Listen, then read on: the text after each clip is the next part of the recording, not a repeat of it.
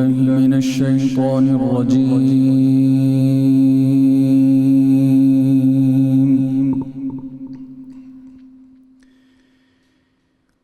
بسم الله الرحمن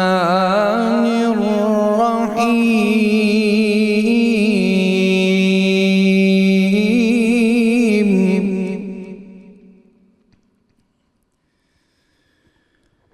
يا نساء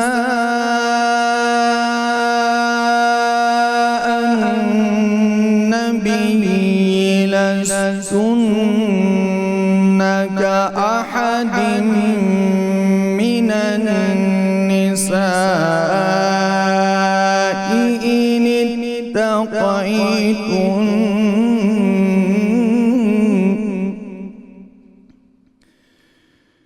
كأحد من النساء إن اتقيتن فلا تخضعن بالقول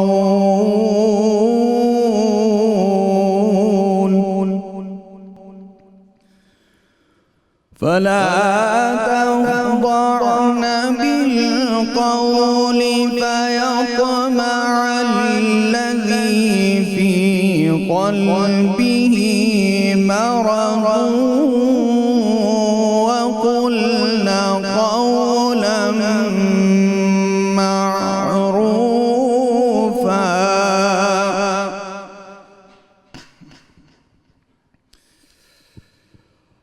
وقرن في بيوتكن ولا تبرجن تبرج الجاهلية الأولى وأقمنا الصلاة وآتينا الزكاة وأطعنا الله ورسوله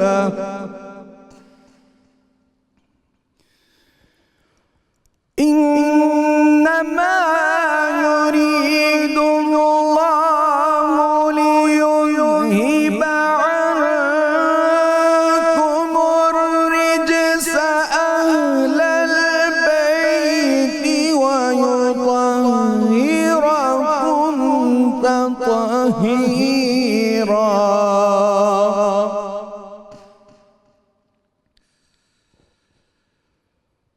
وقرن في بيوتكن ولا تبرجن تبرج الجاهلية الأولى وأقمنا الصلاة وآتينا الزكاة وأطعنا الله ورسوله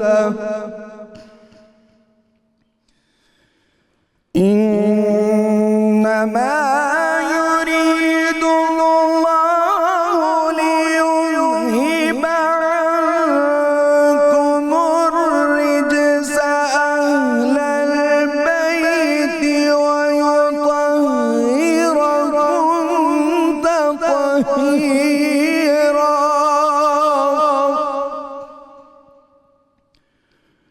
واذكرن ما يتلى في بيوتكن من آيات الله والحكمة واذكرن ما يتلى في بيوتكن من آيات الله والحكمة إن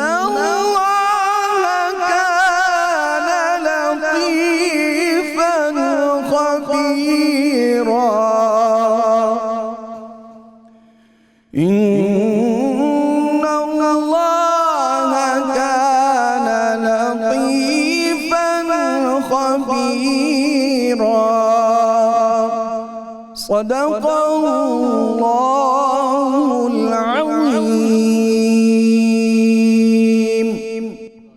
جزاک اللہ. سبحان اللہ. بسم اللہ الرحمن الرحیم. السلام علیکم ناظرین، میں ہوں آپ کا میزبان وسیع شاہ اور آپ دیکھ رہے ہیں 92 نیوز کی اسپیشل افطار ٹرانسمیشن رحمت رمضان.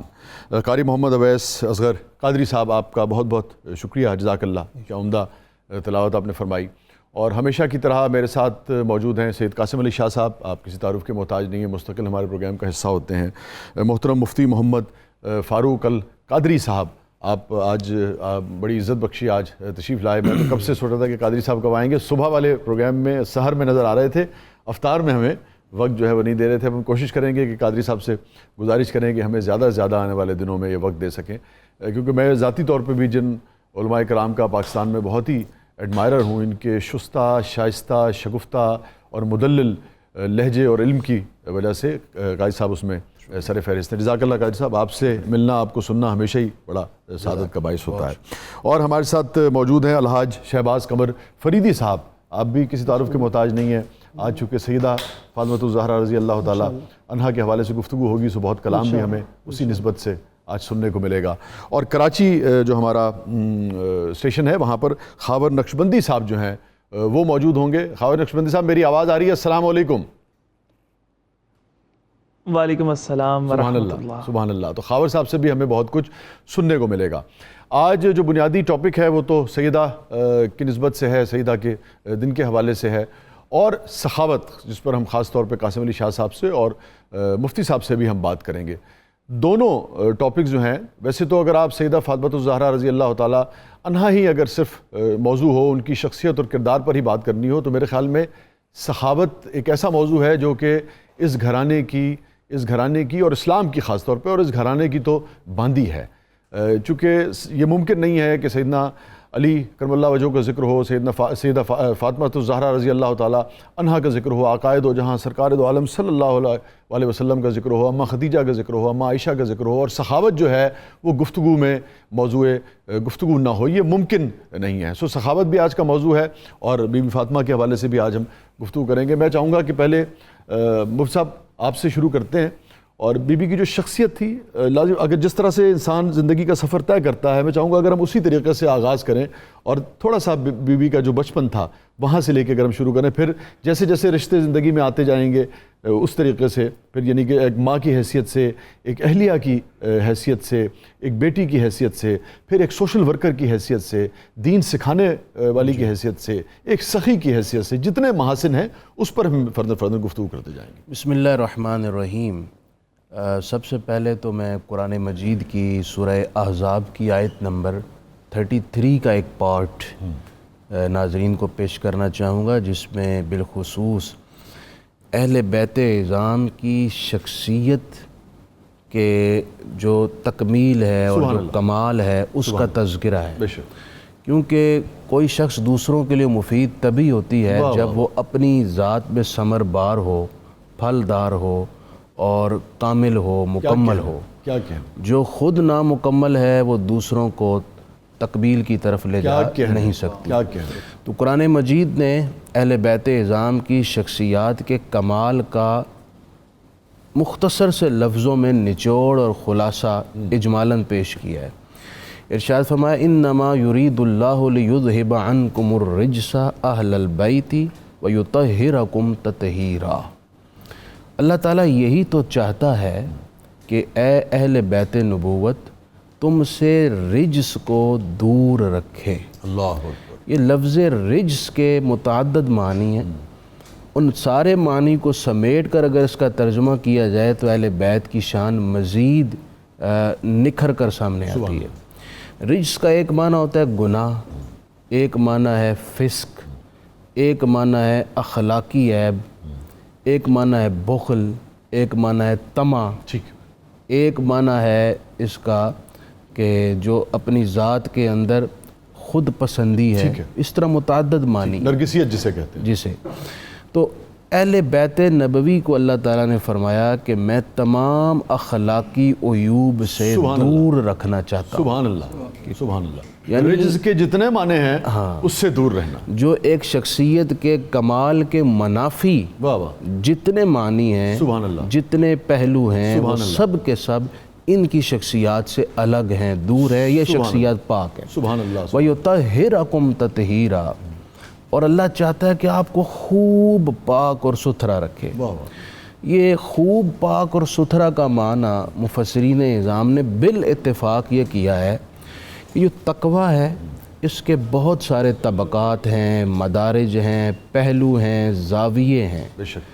اور جتنا کوئی شخص تقوی میں کامل ہوگا اتنا ہی اللہ تعالیٰ کا مقرب بھی ہوگا، مخلوق کے لیے نافع بھی ہوگا.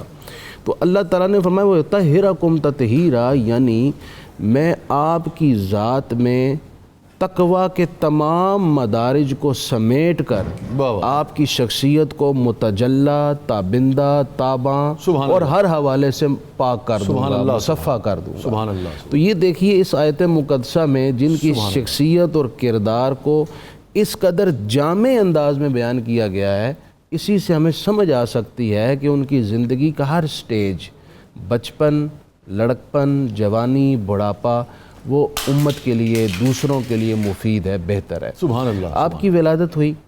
میں آپ کے القاب میں سے 2 لقب پہلے بیان کر دوں، پھر رفتہ رفتہ جیسے بات چلے گی، بات آگے بڑھے گی. آپ کا ایک لقب ہے زکیہ، یا اسے زاکیہ بھی اس لفظ کو بیان کیا گیا ہے. اس کا معنی ہے پاک، جس میں ظاہری اور باطنی ہر اعتبار سے پاکی ہو. یہ اس آیت کے مطابق معنی ہے. دوسرا آپ کی شخصیت کا ایک لقب ہے رودیہ. ہر حالت میں، چاہے احوال تلخ ہوں، ترش ہوں یا میٹھے ہوں، ہر حالت میں اپنے رب سے راضی رہنے والی. اللہ، یہ وہ اہم ترین نقطہ ہے جس پر انسان کی زندگی میں سکون آ سکتا ہے. اللہ. وگرنہ آپ کے پاس دولت کے انبار ہیں، آپ کامیابی کی انتہا پر بیٹھے ہیں، آپ کو سکون میسر نہیں آئے گا جب تک آپ کا دل اپنے رب کے ہر فیصلے پر راضی ہونا سیکھے. سبحان اللہ. سبحان. تو یہ رادیہ. اسی طرح آپ کا ایک لقب ہے ام ابیہا. اس کا لفظی معنی ہے اپنے والد کی ماں. جی جی جی، یہ بڑا انٹرسٹنگ ہے، یہ بہت ہی انٹرسٹنگ. کوئی بیٹی والد کی ماں تو نہیں بن سکتی. یہ اس اعتبار سے کہا جاتا ہے کہ باوجود اس کے کہ آپ بیٹی ہیں، لیکن بیٹی ہونے کے باوجود اپنے والد کا اس قدر خیال رکھتی، خدمت کرتی، ہر اعتبار سے ان کی دلجوئی کرتی، ان کی رضامندی رکھتی. سب یہ وہ موقع ضرور ہے کہ جب وہ واقعہ بیان فرمائیے کہ جب وہ اونٹ کی اوجڑی جو تھی وہ سرکار سجدے میں تھے اور کسی نے لا کر وہ آپ پر رکھ دی، اور کتنا ہیوی ہوتی ہے، اور پھر بی بی فاطمہ جو ہے وہ تشریف لاتی ہیں اور پھر اپنے ننھے ہاتھوں سے اس کو دور کرتی ہیں. یہ ابتدائی جو دور تھا اسلام کا، فروغ اسلام کا، دعوت و تبلیغ کا، اس وقت جو مزاحمتی تحریک چلی ہوئی تھی، اس دوران یہ واقعہ پیش آیا. اس مزاحمت میں مختلف سٹیجز تھے. کبھی وہ گڑھے کھودتے، اس کے اوپر گھاس ڈال دیتے کہ آپ انجانے میں بیچ میں گر جائیں، کبھی پتھر پھینکتے. اسی طرح ایک موقع یہ آیا کہ آپ سجدے میں ہیں اور انہوں نے اوجڑی لا کر آپ کے اونٹ کی وہ بھی پشت مبارک پر رکھ دی. اونٹ کی اوجڑی وزن میں بھی زیادہ ہے اور پھر ہے بھی غلاظت ہے، تو آپ کے بدن مبارک پر رکھ دی اور سرکار کریم سجدے میں ہے. سیدہ کائنات باوجود اس کے کہ صغر سنی میں آپ تشریف لائیں، جلدی سے وہ دور کی. تو اس سے اندازہ لگائیے کہ ان کے اپنے والد گرامی کے بارے میں جذبات کتنے بلند تھے. بے شک. علامہ اقبال نے بڑی ابیہا ہے نا، مجھے یہی سے لگتا ہے کہ یہی وہ ایک ہر موقع پہ ایون کے بعد از شادی بھی آپ اپنے والد گرامی کا ہر لمحہ خیال رکھا کرتے تھے. تو کوئی موقع آپ نے جانے نہیں دیا. علامہ نے سیدہ کائنات کی زندگی کو سمیٹ کر عہد حاضر کی عورتوں کو ایک بڑا خاص پیغام دیا ہے. آپ کہتے ہیں فطرت تو جذبہات دارت بلند، فطرت تو جذبہات دارت بلند، چشم ہوش از اسوہ زہرا مبند. سبحان اللہ. سبحان اللہ. تا حسینی شاخ تو بار آورد، موسم پیشیں بگلزار آورد. سبحان اللہ. اقبال کہتے ہیں کہ اے عہد حاضر کی خاتون، اللہ تعالیٰ نے تیری فطرت میں بڑے بلند جذبات رکھے ہیں. تو اگر اس امت کو کوئی انقلابی قائدین اور رہنما اور رہبر دینا چاہتی ہے، اپنا کردار ادا کرنا چاہتی ہے، تو اپنی ہوش کی آنکھ کو سیدہ فاطمہ زہرا کی سیرت پر رکھ لے، تاکہ تیری شاخ پر بھی حسین جیسا پھل پیدا ہو، سبحان اللہ، اور ہمارے گلزار کے اندر اسلام کے اولین دور جیسا موسم بہار پلٹ کر آئے۔ سبحان اللہ، سبحان اللہ۔ اور ناظرین گرامی، احترام کا، یعنی کہ جسے کہیے کہ مابین طرفین کے احترام کا یہ عالم تھا کہ جب سیدہ دربار میں تشریف لاتی کبھی، تو آقا دو جہاں سرکار دو عالم صلی اللہ علیہ وآلہ وسلم آپ ان کے احترام میں کھڑے ہو جاتے، ان کے ہاتھ مبارک پر بوسہ دیتے اور سیدہ کو اپنی نشست پر بٹھا دیا کرتے ہیں نا مفتی صاحب؟ بالکل، جہاں آپ بیٹھی ہوتی تھی۔ اچھا، اور بالکل اسی طریقے سے جب سرکار گھر تشریف لے جاتے تھے تو سیدہ اپنی نشست پر بٹھاتی تھی اور ان کے احترام میں کھڑی رہتی تھی۔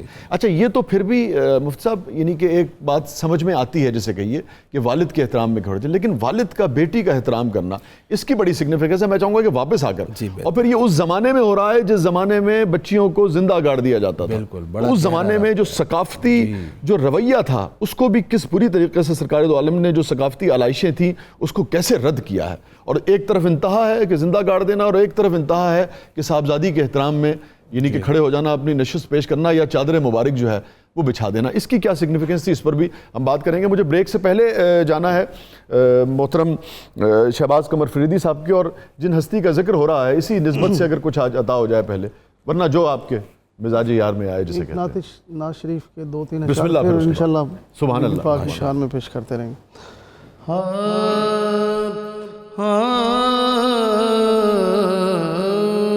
میری جھولی میں رہتے ہیں سدا ٹکڑے محمد کے، میری جھولی میں رہتے ہیں سدا ٹکڑے محمد کے، ازل سے کھا رہا ہے یہ گدا ٹکڑے محمد کے، ٹکڑے محمد کے، میری جھولی میں رہتے ہیں سدا ٹکڑے محمد کے،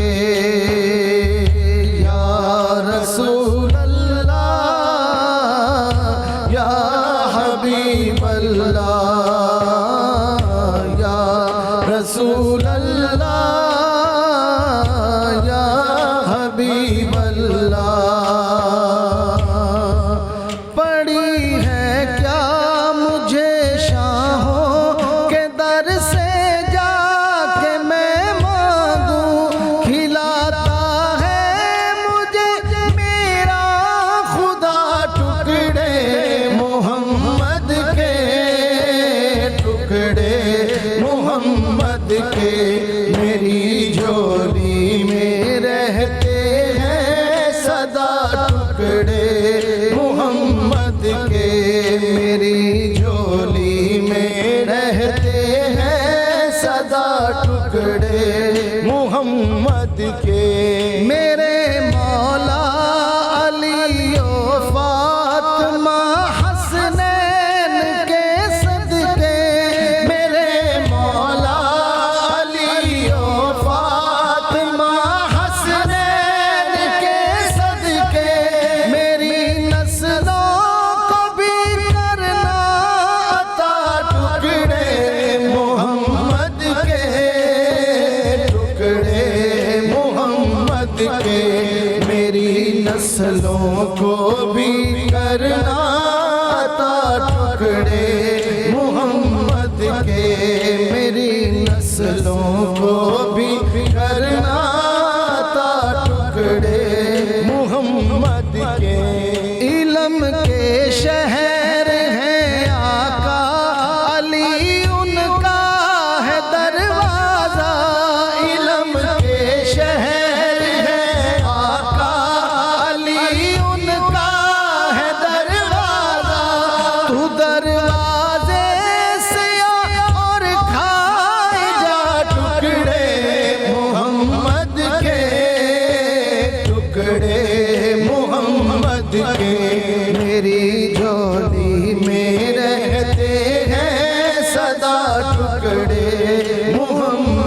کے میری جھولی میں رہتے ہیں سدا ٹکڑے محمد کے. میرے راستے کی ہر مشکل گزر جاتی ہے قطرہ کر کے دیتے ہیں مجھے مشکل کشا ٹکڑے محمد کے ٹکڑے محمد کے. میری جھولی میں رہتے ہیں سدا ٹکڑے محمد کے. میری جھولی میں رہتے ہیں سدا ٹکڑے محمد کے. یا رسول اللہ یا حبیب اللہ آقا یا رسول اللہ یا حبیب اللہ.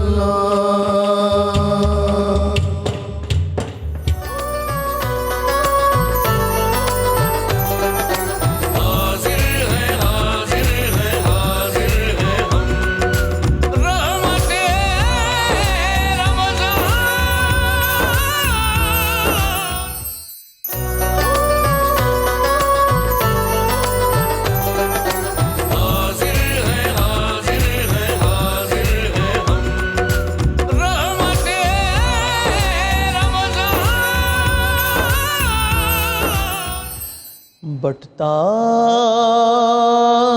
ہے کائنات میں صدقہ بطول کا.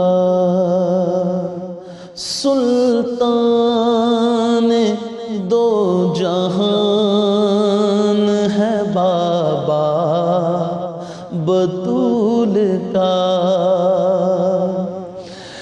رکھتی ہے میری دیکھ لو مجھے لگی ہوئی. رکھتی ہے میری دیکھ لو مجھے لگی ہوئی. مجھ پر کرم ہوا ہے یہ کیسا بطول کا. سلطان دو جہان ہے بابا بطول کا. سچ ہے کہ میری اماں بھی ان کی کنیز ہے. سچ ہے کہ میری اماں بھی ان کی کنیز ہے. میرا ہے باپ دادا بھی منگتا بطول کا. میرا باپ دادا بھی منگتا بطول کا. نظروں سے میں نے چوما ہے چوکھٹ کو بار بار. نظروں سے میں نے چوما ہے چوکھٹ کو بار بار. دیکھا ہے میں نے بارہا حجرا بطول کا. سلطان دو جہان ہے بابا بطول کا. شامی بازار شام میں حیران تھے کھڑے. قرآن پڑھ رہا تھا بیٹا بطول کا. مولا علی نے کہہ شان میں اللہ ہی جانتا ہے رتبہ بطول کا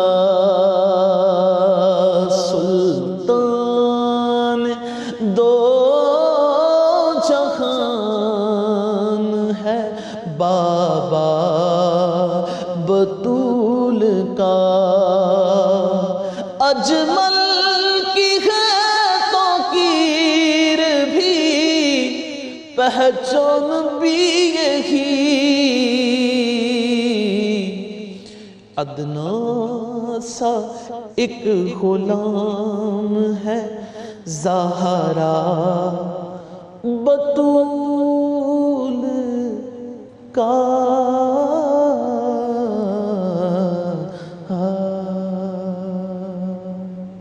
اللہ اکبر اللہ اکبر اللہ اکبر سبحان اللہ جزاک اللہ. کیا کہنے خواجہ صاحب, کیا کہنے. خوش رہیے. حضور والا فاطمہ میرے جگر کا ٹکڑا ہے, اور محبت تو ہر والد کو ہوتی ہے, مگر یہاں ہمیں محبت کے ساتھ ساتھ ایک احترام بھی نظر آتا ہے, اور ایک خاص طرح کی محبت ہے. جب مدینے سے تشریف لے جاتے ہیں آقا تو سب سے آخر میں بی بی فاطمہ کے گھر سے ہو کر جاتے ہیں, تاکہ ان کی یاد, ان کا چہرہ مبارک جو ہے وہ سرکار کے ساتھ ساتھ رہے. اور جب آتے ہیں تو سب سے پہلے بی بی فاطمہ کے گھر آتے ہیں, اور پھر اس کے بعد باقی جگہ جاتے ہیں. تو یہ جو احترام تھا سرکار کا پیار کے ساتھ ساتھ, اس کو کیسے دیکھتے ہیں آپ؟ یہاں ایک بات قابل غور یہ ہے شاہ صاحب کہ چونکہ رسول پاک صلی اللہ علیہ وسلم اسوہ کاملہ ہیں, اور آپ کی فیملی سے اللہ تعالیٰ نے ساری عالم انسانیت کو تا قیام قیامت ایک رول ماڈل دینا ہے. درست کہہ رہے ہیں, سکھانا بھی مقصود ہے, سکھانا بھی مقصود ہے. اس لیے وہ تمام زاویے جس میں انسانی معراج ہو سکتی ہے, اس کے کردار کی, اس کے اخلاق کی, اس کی سوشل لائف, اس کی گھریلو لائف, اس کے ہر پہلو کی, وہ سارے کے سارے آپ صلی اللہ علیہ وسلم کی زندگی میں جمع کر دیں. سبحان اللہ. ان میں سے ایک بہت گہرا تعلق ہے باپ اور بیٹی کا. تو باپ کو بیٹی کی کیسی تربیت کرنی چاہیے, اس کو کس انداز سے محبت اور پیار دینا, جیسے آپ نے اس معاشرے کا ذکر کیا جہاں بچیوں کو زندہ دفنایا جاتا تھا, اور دوسری طرف چادر مبارک. میرے ذہن میں جب آپ نے یہ بات چھیڑی تو ایک بڑا ایمان افروز واقعہ آیا ذہن میں. تو آج کے دور کے وہ خصوصاً سماجی کارکنان, ان کے لیے اس میں بڑی رہنمائی ہے, اور ان کے دل کی ڈھارس ہے اس میں. ایک صحابی تھے سعصع بن ناجیہ, یہ قبیلہ بنی تمیم میں سے تھے, اور ان کے ساتھ آئے تھے 8 ہجری میں 70 یا 80 افراد پر مشتمل ایک وفد آیا تھا, جو دربار نبوی کے آداب نہیں جانتے تھے. انہوں نے باہر کھڑے ہو کر آواز, خاص مزاج تھا. سورہ حجرات کی آیات ان کو آداب سکھانے کے لیے نازل, ان میں سے ایک یہ بھی تھے. جی ہاں, خاص بنی تمیم کا بالکل ایک الگ مزاج تاریخ میں آپ کو نظر آتا ہے. انہوں نے جیسے ہی رسول اللہ کو دیکھا اسلام قبول کر لیا. تو ایک سوال انہوں نے کیا, یا رسول مگر اللہ, بڑے جری اور بڑے بہادر, اسلام سے قبل کی نیکیاں بھی قبول ہوں گی؟ تو آپ صلی اللہ علیہ وسلم نے پوچھا, آپ نے کون سی نیکی کی ہے اسلام سے قبل؟ عرض کی, یا رسول اللہ, ایک دفعہ دوپہر کے وقت میری اونٹنیاں بھاگ گئیں جو 10 ماہ کی حاملہ تھیں. تو 2 اونٹنیاں تھیں, میں ان کو تلاش کرنے کے لیے تیسری اونٹنی پر بیٹھا, نکل گیا تو ایک صحرا میں پہنچا, وہاں ایک چھوٹا سا گھر تھا. دیکھا وہاں باہر میری اونٹنیاں بندھی ہوئی ہیں, اور اس گھر کا مالک بھی بیٹھا ہوا ہے. میں اس کے پاس گیا, ابھی بات شروع کرنے والا تھا تو اس کی کنیز اندر سے آئی اور کہا کہ آپ کی وائف کی ڈیلیوری کا وقت ہے, تو بچہ پیدا ہونے والا ہے. تو اس نے کہا کہ اگر بیٹا پیدا ہو رکھ لینا, بیٹی پیدا ہو مجھے دکھانا نہیں, اس کو لپیٹ کے دفنا آنا. حضرت سعصع نے یہ سنا تو کہا کہ یہ اونٹنیاں میری ہیں, میں لینے آیا تھا, لیکن اونٹنیوں کی بات کرنے سے پہلے میں کچھ دیر آپ کے پاس بیٹھنا چاہتا ہوں. بیٹھ گئے. تو کچھ دیر بعد کنیز واپس آئی, اس نے کہا جی بیٹی ہوئی ہے. اس نے کہا پھر تم میرے پاس آ گئی, جاؤ دفنا دو. تو سعصع کہتے ہیں میرے رونگٹے کھڑے ہو گئے, اور میں نے اس شخص سے کہا کہ یہ اونٹنیاں جو میں لینے آیا تھا تجھے ہی دیتا ہوں, تو اس بیٹی کو مت دفنا, مجھے دے دے. اس نے کہا ایسے نہیں, تیسری اونٹنی بھی مجھے دے. میں نے تیسری اونٹنی بھی دی, اس بچی کو لے کر آ گیا. یا رسول اللہ, میں نے اس کی پرورش کی. مجھے اس سے بڑا لگاؤ ہو گیا کہ بیٹیاں تو اس قدر کائنات محبت ہیں کہ ان کی وجہ سے سکون ہے زندگی میں، سراپا محبت. تو میں نے پھر ذہن بنایا تو میں ان تمام قبائل کا چکر لگاتا جو بچیوں کو زندہ دفناتے تھے. مجھے پتہ ہوتا کہیں بچی پیدا ہوئی ہے، میں ان کی منہ مانگی قیمت دیتا، بچیاں لے آتا. حضور میں نے اس طرح 1 2 10 20 نہیں 360 بچیوں کی پرورش کی. اللہ حضور نے یہ سنا تو آپ بیٹھے ہوئے تھے تو آپ کھڑے ہو گئے اللہ اکبر. اس حال میں کہ آپ کی داڑھی مبارک آنسوؤں سے بھر چکی تھی، رکت طاری تھی. حضور نے ان کو سینے سے لگایا، کافی دیر چمٹا کر رکھا. سبحان اللہ سبحان. پھر ان کے ماتھے پر بوسہ دیا اور فرمانے لگے کہ اے ساسا، ہاں تیری اسلام سے قبل کی ساری نیکیاں قبول ہیں اور یہ اس نیکی کا ہی اجر ہے کہ اللہ نے تجھے نہ صرف اسلام دیا بلکہ میرا صحابی بھی. سبحان اللہ سبحان اللہ. تو یہ ماحول تھا جہاں پر بچیوں کو دفنایا جاتا تھا. تو اس ماحول میں ایک تو بیٹی کو اتنا وقار اور عزت دینا، احترام، یہ ایک رول ماڈل بنا.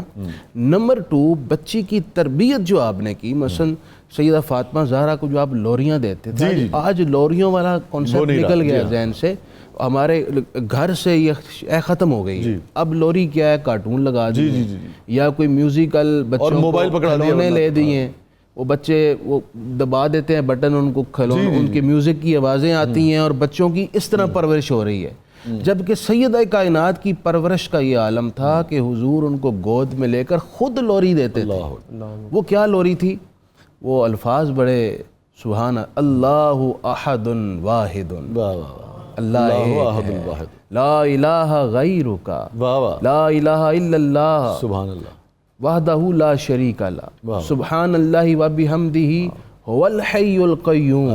اس طرح کے کلمات تسبیح، کلمات تمجید اور اللہ تعالیٰ کی وحدانیت پر مشتمل خوبصورت جملوں سے حضور لوری سناتے. تو اس سے ایک اثر کیا ہوتا ہے کہ بچے کے ذہن میں لاشعوری طور اس کے لاشعور میں ہی وہ باتیں جذب ہوتی ہیں، اور جوں وہ بڑا ہوتا ہے ان الفاظ کی مانوسیت اس کی شخصیت کو تعمیر کرتی ہے، اور انہی نظریات پر اس کا کردار مترتب ہوتا ہے. بالکل ٹھیک ہے. اچھا ہمیں کالر لینے ہیں، اگر کالر ہیں تو وہ ڈراپ ہو گئی ہے. میں بتاتا چلوں آپ کو دوبارہ کہ ہمارے جو نمبرز ہیں وہ آپ ٹیلی ویژن اسکرین پر اس وقت بھی دیکھ سکتے ہیں. آپ کال کر سکتے ہیں جو بات آپ پوچھنا چاہیں. شہباز فریدی صاحب سے کوئی فرمائش ہے، مفتی صاحب سے کوئی سوال پوچھنا چاہیں، قاسم علی شاہ صاحب ہمارے ساتھ موجود ہے. قاسم علی شاہ صاحب، حضور سخاوت، اور سخاوت جو ہے وہ اس گھرانے کی لونڈی ہے، اس گھرانے کی باندی ہے. یعنی کہ پوری دنیا کی تاریخ آپ پڑھ لیں بحیثیت طالب علم، بحیثیت تاریخ کے استاد بھی اگر آپ ہو جائیں، تو ایسی سخاوت کی مثال جو ہے وہ کہیں ملتی نہیں ہے. کہ ایسا بیچ میں مال آتا تھا کہ آپ اندازہ کریں کہ پورا شہر جو ہے وہ، مجھے یاد آیا، اللہ اکبر سر حضور، میں ایکسپریشن دیکھ کے عربی کا ایکسپریشن بھی تو کمال ہے نا. فرمایا آپ نے کہ جب رمضان آتا ہے اور جبریل آتے ہیں تو میری سخاوت جو ہے اس کی رفتار، سرکار کی سخاوت کی رفتار ایسے ہو جاتی ہے جیسے تند و تیز آندھی ہوتی ہے، تند و تیز آندھی ہوتی ہے. اور ایک موقع پہ آپ نے فرمایا کہ یہ احد پہاڑ جو ہے اگر یہ سونے کا ہو جائے تو 3 دن نہیں لگیں گے مجھے اس کو لوگوں میں تقسیم کرنے. یہ ہے سخاوت کا عالم. تو سخاوت کو آپ کیسے دیکھتے ہیں؟ دیکھیے ایک بڑا خوبصورت ایک واقعہ جو سیرت میں ہر جگہ کوٹیڈ ہے، مفتی صاحب اسے سیکنڈ کیجئے گا، کہ حضرت ابو ہریرہ رضی اللہ تعالیٰ عنہ آپ سے روایت ہے کہ ایک بار آپ نے 80,000 جو درہم تھے وہ چادر پہ رکھے، سب تقسیم کیے. اس حضرت علی نے گواہی دی بعد میں کہ اس دن پیٹ پہ پتھر تھا حضور کی، یعنی بھوک تھی، اور سخاوت یہ تھی کہ اس چادر پہ پڑا ہر درہم آپ نے بانٹ دیا. میں یہ سمجھ پایا ہوں، جو میں نے کم از کم پڑھا سخاوت کو، وہ اس گھرانے سے ہو یا دنیا کی ہر اخلاقی کتاب میں لکھی ہو، سخاوت توکل کی انتہا ہے. آپ کا جتنا رب پہ بھروسہ ہے بے شک اتنا آپ کا ہاتھ کھلا ہوگا. اور علمی ادبی بات یہ ہے کہ جتنا ہاتھ کھلا ہے اتنا دل بڑا ہے، جتنا دل بڑا ہے اتنا بڑا خیال بھی آپ کے پاس آتا ہے. خیال، بڑا خیال چھوٹے دل میں نہیں آ سکتا. کیا اچھی بات کی ہے. تو آپ جب بھی بانٹتے ہیں، تقسیم کرتے ہیں، اللہ کی راہ میں دیتے ہیں، وہ ایک ہے تو پنجابی میں کہا جاتا ہے کہ پلیوں تھوڑا دینا ہے، وہ دیتے چوں دینا ہے. اس نے دیا، آپ اسی میں سے دے رہے ہیں، کوئی بھی ماں کے پیٹ سے لے کر نہیں آتا. تو بانٹنے والا دراصل بانٹنے سے اپنے ایمان کا بہترین اظہار کر رہا ہوتا ہے. سبحان اللہ. ایمان نیت اللہ جانتا ہے, لیکن جتنا سخی وہ ایمان کا اظہار کر رہا ہوتا ہے جس خوبصورت انداز میں بانٹ کے تقسیم کر کے ہاتھ. اب بانٹنے میں بھی دیکھیے حضور صرف مال نہیں ہے, سخاوت کو صرف مال تک قید نہیں کر سکتے آپ, اشرفیوں تک, نوٹوں تک قید نہیں کر لوگ سکتے. علم تک کے معاملے میں علم ہو گیا, بخیل ہو جاتے ہیں. آسانی ہو گئی, آپ دعا دیتے ہیں, ویل وشر ہیں, اچھا چاہتے ہیں, آپ کسی کے لیے آسانی پیدا کر دیتے ہیں. تو وہ آسانی آج دیکھیے یہ ڈسکس ہو رہا ہے کہ یہ لاز آف نیچر بھی ہیں, قوانین قدرت یہ ہے کہ جب آپ آسانی دیتے ہیں وہ آسانی چل کے کہیں چوراہے میں آپ کو ملتی ہے. اچھا آسانی بھی بچہ ہوتی ہے جب آپ دیتے ہیں, لیکن وہ جوان ہو کے چوراہے میں ملتی ہے آپ, وہ جب ملتی ہے آپ کہتے ہیں یہ میرے ساتھ اتنا اچھا کہاں ہو گیا, میں نے ایسا کیا کیا, یہ میرا کیا کمال تھا, یہ میری گڈ لک کیسے. پتہ لگا وہ چلتی چلتی نیکی آج آپ کو. ایک لیکن آپ کو بڑی عجیب سی بات بتاؤں, ابھی آپ نے ذکر کیا, اس میں کوئی شک نہیں کہ دنیا میں, اور میں تو دیکھتا ہوں کہ یہ سخاوت کی سگنیفیکنس بھی ایسی ہے کہ حاتم طائی سے ایک سرکار کی جو ان کے حوالے سے سرکار کے دل میں جو گوشہ تھا, اس کی ایک وجہ جو تھی وہ ان کی سخاوت تھی. اور میں سمجھتا ہوں کہ ان کی جب صاحبزادیاں آئیں اور سرکار نے ان کے احترام میں بھی اپنی چادر جو ہے بچھائی, تو اس میں 2-3 میسیجز ہیں. ایک تو خاتون کا احترام, غیر مسلم خاتون کا احترام, اور سخی کی بیٹی کا احترام. تینوں چیزیں آپ کو اس میں ملتی ہیں. تو میں سمجھتا ہوں کہ بے شمار آپ سخاوت کی مثالیں لیں گے, لیکن جو مثال ہمیں سرکار کے گھرانے سے, اہل بیت سے اور ہمیں ملتی, وہ بالکل اس کا کوئی ہمیں میچ ہی نہیں دنیا میں ملتا. لیکن ہم ماننے والے حضور کے ہیں, رمضان کا مہینہ ہے, کرونا کی افتاد ہے, وبا ہے, لیکن آپ نے محسوس کیا کہ ہمارے ہاں جو عمرہ بستے ہیں ہمارے ارد گرد, اب تک کوئی بڑا اعلان جو ہے, ایک جیسے رزاق داؤد صاحب کی تھوڑی سی پولیٹیکل گفتگو ہو جائے گی, مگر ہمیں اس طریقے سے دیکھنے میں نہیں آیا. جبکہ ہم یہ ایکسپیکٹ کر رہے تھے کہ ہمارے ہاں جن لوگوں نے اسی مملکت سے لوگوں سے اتنا پیسہ بنایا ہے وہ اس معاملے میں آگے بڑھیں گے. بھارت میں ہم نے دیکھا کہ جو بڑے بڑے جو ان کے بزنس مین ہیں, جو ان کے انڈسٹریز ہیں, انہوں نے بہت پیسہ دیا. دنیا میں لوگوں نے بہت پیسہ. اس کو ویسے شاہ صاحب کیسے دیکھتے ہیں؟ پھر آپ جو کہنا چاہ رہے ہیں وہ کہیے. میرا خیال ہے کہ یہ بھی کیونکہ ہم میڈیا رپورٹ پہ بیٹھے ہیں, کہیں نہ کہیں ہم میڈیا سے انفارمیشن لیتے ہیں اور ہمیں لگتا ہے سر سخاوت خوشبو کی طرح ہوتی ہے نا, آپ شیشی کھولتے ہیں تو چھپتی تھوڑی ہے. کمال دیکھیے سر کہ ایک ادارہ ہے جس کا نام سیلانی ہے.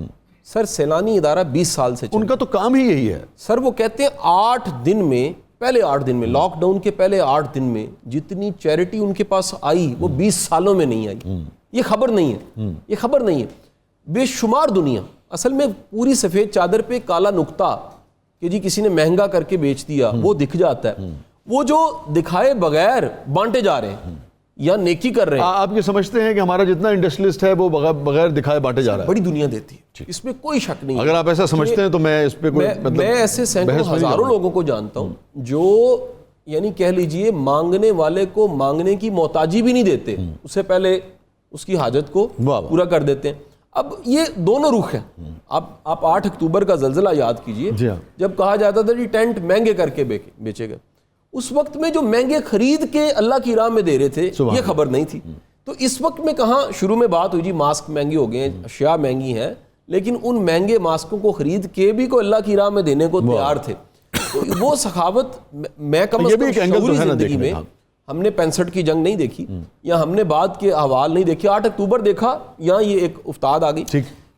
کم از کم میں نے شاہ صاحب شعوری زندگی میں لوگوں کو اتنی سخاوت کرتے نہیں دیکھا, کم از کم جن کو میں جانتا تھا. آپ ان دنوں کی بات کریں. جی. کیونکہ وجہ ایک ایسا کرائسس ہے جس میں ہر کوئی سوچ رہا ہے کہ یہ کرائسس صرف ایک پہ نہیں ہے.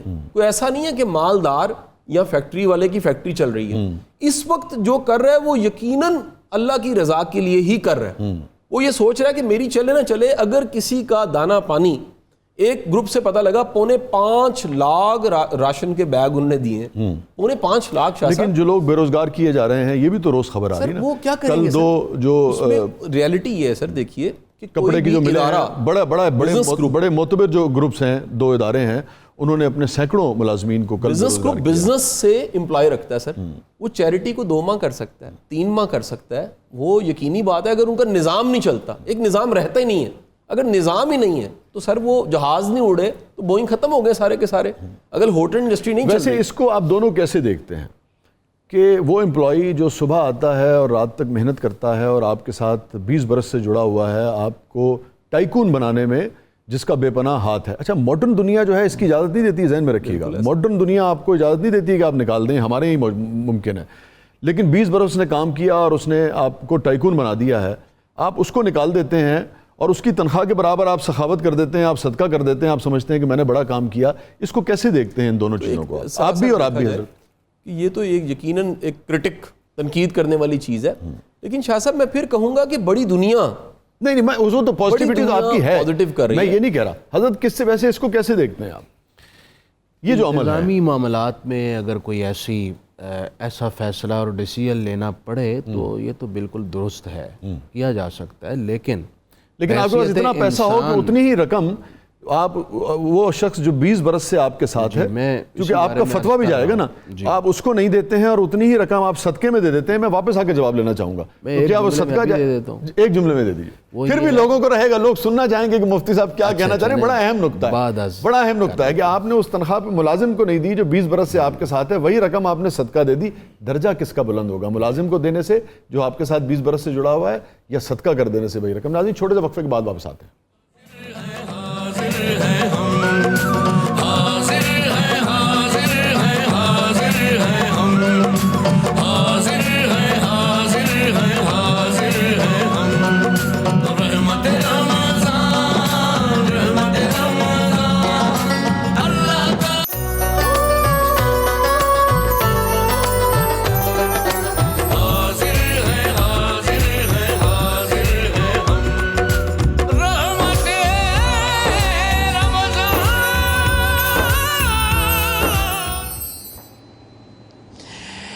ایک میں ہی نہیں ان پر قربان زمانہ ہے، ایک میں ہی نہیں ان پر قربان زمانہ ہے، جو رب دو عالم کا محبوب یگانہ ہے. قلب سے ہمیں جس نے خود پار لگانا ہے، زہرا کا وہ بابا ہے، حسنین کا نانا ہے، زہرا کا وہ بابا ہے، حسنین کا نانا ہے. آؤ در زہرا پر پھیلائے ہوئے دامن، آؤ در زہرا پر پھیلائے ہوئے دامن، یہ نسل کریموں کی لجپال گھرانہ ہے، یہ نسل کریموں کی لجپال گھرانہ ہے، لجپال گھرانہ ہے. عزت سے نہ مر جائے کیوں نام محمد پر، یوں بھی کسی دن ہم کو دنیا سے تو جانا ہے، یوں بھی کسی دن ہم کو دنیا سے تو جانا ہے. محروم کرم اس کو رکھیے نا سر محشر، محروم کرم اس کو رکھیے نا سر محشر، جیسا ہے مسیر آخر سائل تو پرانا ہے، ایک میں ہی نہیں ان پر قربان زمانہ ہے، جی کردہ مر جاواں جس دن گائے سنیا وچ قبر دے آقا نے تشریف لے آنا ایک میں ہی نہیں ان پر قربان زمانہ ہے، جو رب دو عالم کا محبوب یگانہ ہے۔ سبحان اللہ سبحان اللہ، کیا کہنے خاور نقشبندی صاحب، جزاک اللہ، بہت بہت شکریہ، آپ اس وقت تک ہمارے ساتھ رہے، جزاک اللہ۔ اور ناظرین، میں بریک پر جانے سے پہلے مفتی صاحب کی خدمت میں ایک سوال چھوڑ کر گیا تھا، جس کے حوالے سے جب وہ گفتگو فرمائیں گے تو وہ بتا سکتے ہیں کہ کیا یہ فتویٰ ہے باقاعدہ یا یہ ان کی رائے ہے، دونوں چیزیں جو ہیں اس پر بات ہو جائے گی۔ لیکن بنیادی سوال یہ تھا کہ خاص طور پہ ہمارے عمرہ کے لیے، اشرافیہ کے لیے، جو بہت صاحب ثروت ہیں اس وقت، یا جو ایسے کاروبار سے منسلک ہیں جہاں پر دسیوں بیسیوں درجنوں سینکڑوں لوگ جو ہیں وہ ان کے ملازمین ہیں، دو سوال ہیں۔ ایک تو یہ کہ کیا ان ملازمین کو نکال دینا یہ درست بات ہے اس لیے کہ کاروبار نہیں چل رہا ہے، مگر وہی پیسہ جو ہے اس کو صدقہ دے دینا یہ سوچ کر کہ صدقے یا خیرات کی صورت میں جو ہے اجر جو ہے زیادہ ملے گا، یا صدقہ اور خیرات کے بجائے وہی رقم جو ہے وہ اپنے ملازمین کو زیادہ دیر تک روزگار رکھنے میں یعنی کہ روزگار پہ قائم رہنے کے لیے صرف کی جائے۔ ایک سوال اور بھی ہے کہ اس وبا کے دور میں، اس ابتلا کے دور میں، چونکہ سخاوت آج کا موضوع بھی ہے ہمارا، وہ لوگ خاص طور پہ جن کی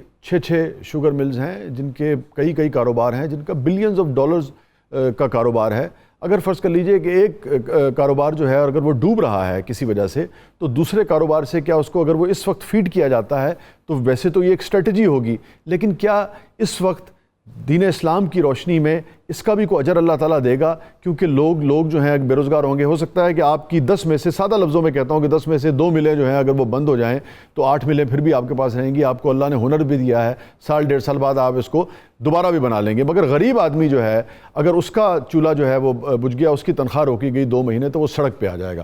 حضرت تھوڑے سے سوال کی تمہید لمبی ہوگی لیکن بڑی اہم بات ہے۔ گزارش تو یہ ہے کہ انتظامی معاملات چلانے کے لیے کسی کو جاب لیس کر دینا یا اس کو جاب سے فارغ کر دینا، یہ ایک عام روٹین میں ایک عمل ہے جو جائز عمل ہے، لیکن اسپیسیفک اس حوالے سے جو کرنٹ سچویشن ہے کہ کاروبار بند ہیں اور ملازمین کو فارغ کیا جا رہا ہے، اس میں میری اپنی رائے یہ ہے کہ سب سے پہلے تو وہ ملازمین جنہوں نے اپنی زندگی، اپنی محنت اور صلاحیت دے کر آپ کو رزق کما کر دیا، ان کا آپ پر حق ہے۔ اسلام نے ملازموں اور ماتحتوں کا حق رکھا ہوا ہے۔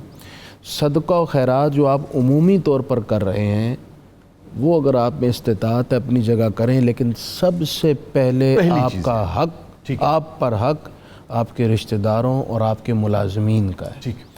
آپ بجائے صدقہ و خیرات عمومی جرنلی کرنے کے بجائے سب سے پہلے جو آپ سے جڑے ہوئے آپ کے پاس اس کی مختلف صورتیں ہیں، ماشاءاللہ لوگ پڑھے لکھے ہیں، وہ خود ہی صورت نکال لیتے ہیں۔ مثلاً ایک صورت یہ ہو سکتی ہے کہ اگر کسی ملازم کو آپ 1 لاکھ سیلری دیتے ہیں، ٹھیک ہے، آپ اس کو ان دنوں میں 30,000 دے دیں، 40,000 دے دیں، کچھ نہ کچھ اسے ضرور دیں تاکہ اس کے بچے کھا پی سکیں، وہ اپنا گزارا کر سکیں۔ ایک آدمی اگر کسی ادارے سے، کسی شخص سے جڑا ہوا ہے، کسی کا ڈرائیور ہی ہے، ہر سطح پہ آپ دیکھ لیں، تو اس وقت اسے کون نیا آدمی نوکری دے گا؟ کوئی بھی اس وقت تو اسی سے اس وقت بنیادی ذمہ داری بن جاتی ہے۔ تو ان کو آپ اس طرح مینج کیجئے، اور اس کے علاوہ بھی اگر آپ کے پاس گنجائش ہے تو پھر آپ عام طور پر بھی لوگوں کی خدمت کیجئے۔ اسلام تو اتنا حساس مذہب ہے خدمت خلق کے حوالے سے کہ جس آدمی کے ساتھ آپ کی رنجش اور دشمنی ہے نا، مشکل وقت میں اس کی خدمت کرنے کا بھی حکم ہے۔ اللہ، اور میں آپ کو اس کو قرآن کی آیت سناتا ہوں، سورہ نور کی آیت نمبر 22 ہے۔ اللہ تعالیٰ نے حضرت سیدنا صدیق اکبر کے لیے نازل فرمائی. رضی اللہ تعالیٰ. ان کے خالہ کے بیٹے تھے حضرت مستح، جن سے ان کی ایک خاص وجہ سے بہت گہری رنجش اور بہت سخت رنجش بن گئی، اور آپ نے اس ناراضگی کی وجہ سے قسم اٹھا کر کہہ دیا کہ آئندہ میں اس کو کسی مشکل میں کچھ نہیں دوں گا، کیونکہ آپ اس کو منتھلی دیا کرتے تھے تاکہ وہ بہت غریب تھے، ان کا گھر چلتا رہے. اب آپ نے قسم اٹھا لی کہ تو نے چونکہ میرا دل دکھایا ہے اب میں تجھے کچھ نہیں دوں گا، اور ان کو ضرورت تھی. اب وہ شخص جس سے رنجش ہے، بظاہر دشمنی بن گئی ہے، اب اللہ تعالیٰ نے یہ آیت نازل فرمائی وَلَا يَأْتَلِ أُولُو الْفَضْلِ مِنْكُمْ وَالسَّعَةِ، فضل والے لوگوں کو یہ زیب نہیں دیتا. وہ یہ قسم اٹھائیں اور ان لوگوں کو دینے سے رک جائیں. سبحان اللہ. یہ فضل والے لوگوں کا کام نہیں. سبحان اللہ. تو سیدنا صدیق اکبر نے پھر اپنی قسم کا کفارہ ادا کیا، اللہ تعالیٰ کے حضور سر جھکایا اور دوبارہ ان کا وظیفہ جاری کر دیا. سبحان اللہ. سبحان اللہ. اسی طرح بعد از کربلا کے واقعات بے شمار آثار میں موجود ہیں کہ وہ جنہوں نے سیدنا امام علی مقام اور آپ کے رفقائے کرام کو شہید کیا یا اس میں معاون تھے، ان لوگوں پر جب مشکل بنی تو سیدنا امام علی زین العابدین نے ان کو اپنے گھر میں مسافر بھی رکھا، مہمان رکھا، ان کو کھانا بھی کھلایا. جاتے ہوئے انہوں نے کہا لگتا ہے آپ نے ہمیں پہچانا نہیں ہے. فرمایا میں نے پہچان لیا، تم وہی ہو نا، لیکن کربلا میں ہم تمہارے مہمان تھے. سبحان اللہ. آج تم ہمارے مہمان، جو تمہارا طریقہ تھا اس کے مطابق کیا. آج تم ہمارے مہمان ہو، اور یہ ہماری خاندانی روایت ہے جو ہم نے قائم کی ہے. تو اس صورتحال میں وہ لوگ جن کا آپ کے ساتھ تعلق ہے آپ کے دشمن نہیں ہیں، آپ ان کو ضرور مینج کیجئے کسی نہ کسی درجے. نمبر 2، ان کا چولہا جو ہے خدا نہ خواستہ ایسا ملازم جس کو آپ نے کسی انتظامی گڑبڑ کی وجہ سے نکال بھی دیا ہے، اس پر بھی اگر مشکل بنی ہے تو آپ اخلاقی اعتبار سے، انسانی جہت سے اس کی خدمت کرنا کسی صورت نہیں چھوڑ سکتے. سبحان اللہ. سبحان اللہ. اور آپ نے ذکر کیا تو مجھے امام حسن علیہ السلام کا ایک واقعہ جو ہے اسی چونکہ گھرانے کا ذکر ہوا. تو ایک مرتبہ ایک سائل آیا اور اس نے آ کے، سخاوت چونکہ موضوع بھی ہے آج ہمارا، بی بی کا بھی ذکر ہے، بی بی کے صاحبزادوں کا ذکر کیسے نہ ہو. تو ہاتھ دست سوال دراز کیا تو آپ آئے، آپ نے لا کر اس کو کچھ عطا کر دیا تو اس کی آنکھوں میں، امام کی آنکھوں میں آنسو آ گئے. تو اس نے پوچھا کہ آپ نے تو، میں نے تو جو مانگا تھا آپ نے وہ مجھے دے دیا ہے، اب آپ کی آنکھوں میں آنسو کس چیز کے ہیں؟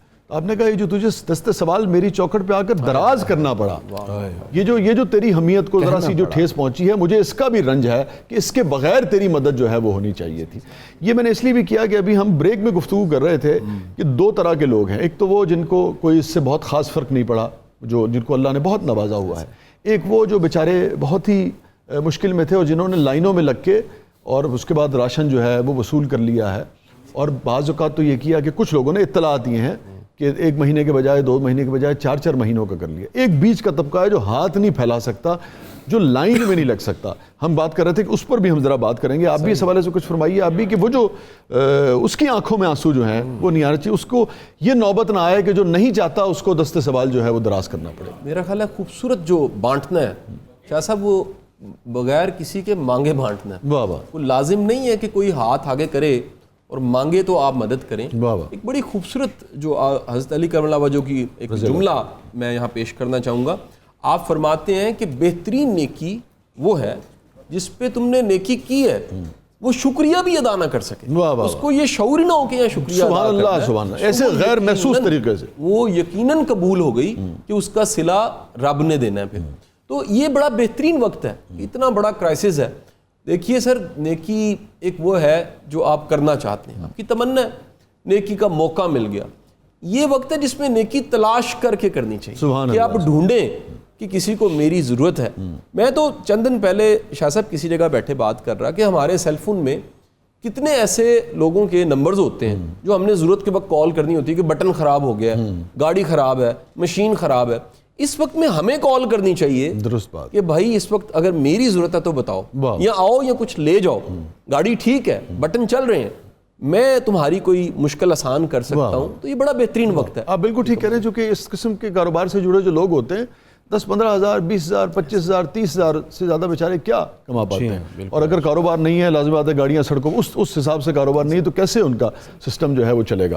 لیکن وہ جو سوال ہم نے آپ سے کیا تھا کہ بھئی ایک تو غربا ہیں، مساکین ہیں، اور پھر جو سفید پوش طبقہ ہے جس کو ہاتھ پھیلانے میں دقت ہوتی ہے، وہ بیچارہ بہت پریشان ہے اور اس کی طرف توجہ کرنے کی ضرورت ہے۔ فیاض الحسن چوہان صاحب نے کسی تعارف کے محتاج نہیں ہے، پی ٹی آئی سے تعلق ہے، نامور سیاستدان ہے اور مختلف وجوہات کی بنا پر فیاض صاحب خبروں میں بہرحال رہتے ہی رہتے ہیں۔ چوہان صاحب یہ فرمائیے کہ آپ نے جوائن کیا، ہمیں ویلکم ٹو دا شو۔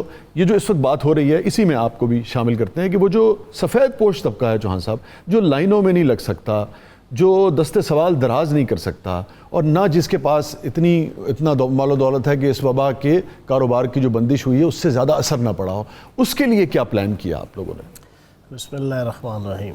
دیکھیں آپ کے سامنے ہے کہ پچھلے 1.5 مہینے سے وزیر اعظم پاکستان عمران خان صاحب نے جب شروع میں لاک ڈاؤن کے ایشو کے اوپر ایک سٹینڈ لیا تھا تو بہت سے لوگ تھے، بہت سے شعبہ زندگی کے کرتا دھرتا اور ارباب بست و کشاد تھے، اور میڈیا کے اندر 80% سے ابو ایلیمنٹ تھے کہ جنہوں نے شروع میں پہلے 5-10 دن بڑا کرٹیسائز کیا کہ وزیر اعظم پاکستان عمران خان صاحب بڑا اسٹرکٹلی کرفیو نافذ کر کے اور بڑا اسٹرکٹلی اور ہارشلی لاک ڈاؤن کیوں نہیں کر رہے۔ اس میں بنیادی طور پر وزیر اعظم پاکستان عمران خان صاحب کا جو بنیادی جو دل دھڑک رہا تھا وہ ان 7-8 کروڑ کی آبادی کے ساتھ دھڑک رہا تھا، جن میں آپ کے پور کلاس یا لوور مڈل کلاس اور پھر جو آپ بات کر رہے ہیں کہ جو سفید پوش طبقہ ہے وہ افیکٹ ہوتا تھا۔ یہی وجہ ہے کہ ہماری حکومت نے پچھلے 1.5 مہینوں میں جو لاک ڈاؤن کی اسٹریٹجی اڈاپٹ کی، اس میں کوشش کی کہ سفید پوش طبقہ، دہاڑی دار طبقہ، ڈیلی ویجر، ڈیلی ارنرز، اس کو کوئی نہ کوئی کام مل جائے، پرابلم نہ ہو۔ ابھی بھی پنجاب حکومت نے جو کل ایک نئی پرسوں پالیسی دی رمضان کے حوالے سے بھی، اس میں ہم نے ریڑھی بانوں کو، چھابڑی فروشوں کو اور وہ چھوٹے طبقے کے لوگ کے جو محنت مزدوری کرتے ہیں، ہم نے ان کو ایگزمپشن دی کہ وہ کم از کم جو ہے نا اس لاک ڈاؤن کے حوالے سے کسی سختی کا یا کسی امپاورمنٹ آف لا کا جو ہے نا وہ شکار نہیں ہوں گے یا وہ اس دائرہ کار کے اندر نہیں آئیں گے۔ تو بات آپ کی ٹھیک ہے، ہم تو کوشش کر رہے ہیں۔ دیکھیں درمیان میں ابھی گندم کی کٹائی کا سیزن ہے، اس میں ہم نے کوشش کی ہے کہ وہ تمام جناب انڈسٹری جو ہے وہ جو کٹائی سے ریلیونٹ، گندم کی کٹائی سے ریلیونٹ جو شعبہ زندگی کے لوگ ہیں ان کو ریلیف دیا جائے۔ ایک چیز آپ کے علم میں لاتا چلوں، چونکہ آپ کی مصروفیت لازم بات ہے، ذمہ داریاں ایسی ہیں کہ ہر چیز آپ کے علم میں نہیں ہوتی ہوگی، کہ جو پاور لومز والے ہیں ان کا بھی حال جو ہے وہ بہت برا ہے۔ اس کے اندر بھی کوئی نہ کوئی لوموں کو، مثال کے طور پہ میرے جو کہ کچھ دوست ہیں چنیوٹی شیخ ہیں، ایک اگر عمارت کے نیچے اگر 20 لومیں لگی ہیں تو یہ کہا جا سکتا ہے کہ فاصلے سے لگا لیں، 10 لگا لیں، مگر چلائیں تو صحیح، چونکہ کچھ بیچارے جو پاور لوموں سے جڑے ہوئے لوگ ہیں وہ گندم کی کٹائی کی طرف چلے گئے ہیں۔ لازم بات ہے وہ ان کا ہنر نہیں ہے، وہ کام نہیں ہے، تو اس حوالے سے بھی کوئی پالیسی جلد آپ کو لانی بہت سی چاہیے۔ انڈسٹریز اور بے شمار ہیں جی، بہت سے کاروبار ہیں جن کو ریلیف دیا گیا، اور اس میں بنیادی آبجیکٹو یہی ہے کہ وہ سفید پوش طبقہ ان کو کم از کم ریلیف ملے، جو ہاتھ نہیں پھیلا سکتے، جو لائن میں نہیں کھڑے ہو سکتے۔ اب یہ فرمائیے کہ اطلاعات یہ ہیں کہ آگے جو 15-20 دن آنے جا رہے ہیں، جیسے ایک تو پہلے بھی یہ پروجیکشن کی گئی تھی، اللہ نے مہربانی کی، جو ہم تصور کر رہے تھے یا خدشہ تھا وہ کہ جی مئی میں بہت پیک آ جائے گی، اللہ نے مہربانی کی۔ ہم دعا کرتے ہیں کہ باری تعالیٰ اس مرتبہ بھی ہم پہ مہربان ہو، اور اس مرتبہ جو پروجیکشن انسان لگا کے بیٹھا ہوا ہے کہ اب شاید یہ ہو جائے گا، اللہ کرے کہ وہ بھی ٹل جائے، لیکن اگر خدا نخواستہ وہ نہیں ٹلتا ہے تو انتظامات کی صورتحال جو ہے ہاسپٹلز کے حوالے سے وہ کیا اس وقت ہے؟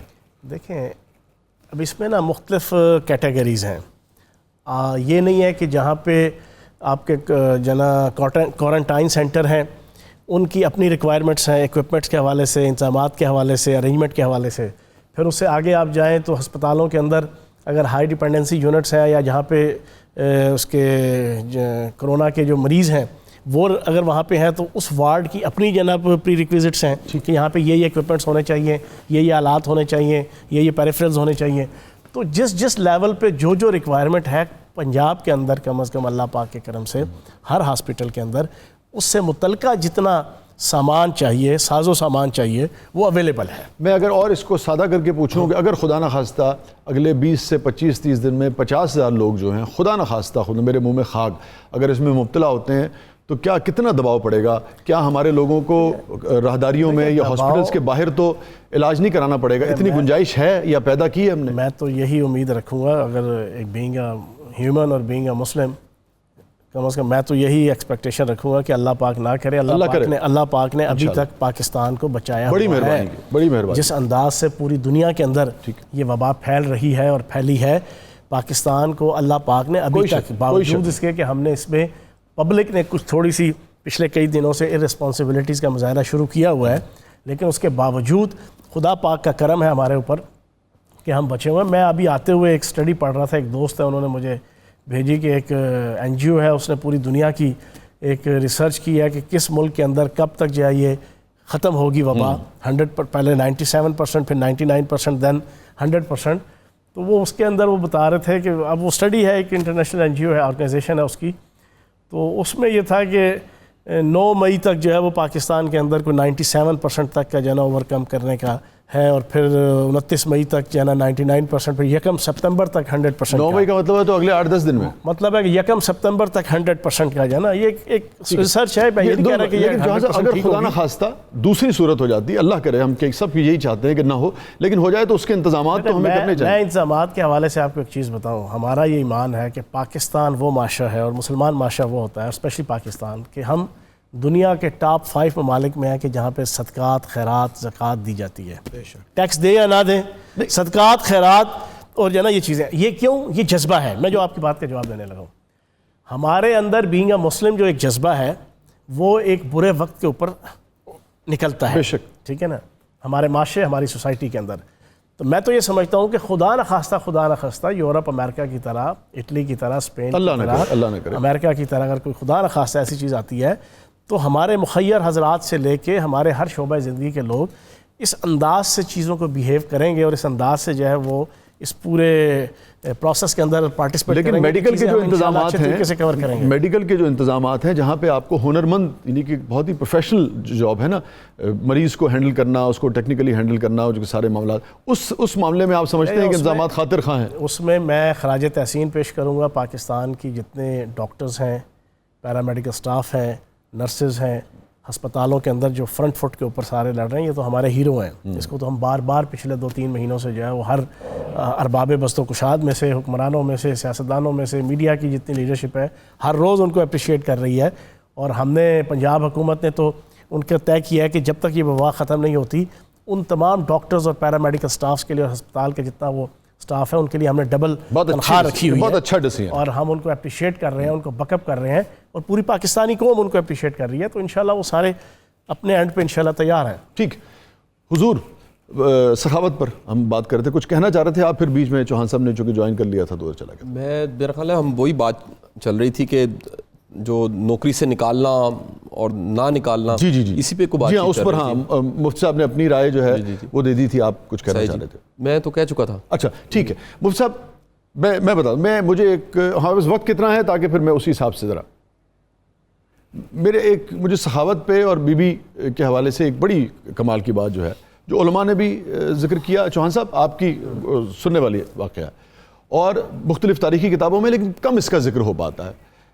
اچھا فوری مجھے چونکہ بریک پہ جانا ہے، واپس آ کر میں ایک ایسا واقعہ جو نسبتاً کم کوٹ ہوتا ہے، مگر سخاوت کی جو معراج ہے، جو انتہا ہے، وہ بی بی کے رویے سے، سرکار دو عالم صلی اللہ علیہ وآلہ وسلم کے رویے سے، اور اماں خدیجہ کے رویے سے، پورے اس گھرانے سے سخاوت جو میں بار بار کہہ رہا ہوں کہ اس گھرانے کی خاص طور پہ باندھی ہے، وہ کیسے ہے، وہ اس واقعے میں دیکھنے میں ملے گی۔ واپس آ کر آپ کے ساتھ شیئر کرتا ہوں۔ ناظرین، چھوٹے سے وقفے کے بعد واپس آتے ہیں۔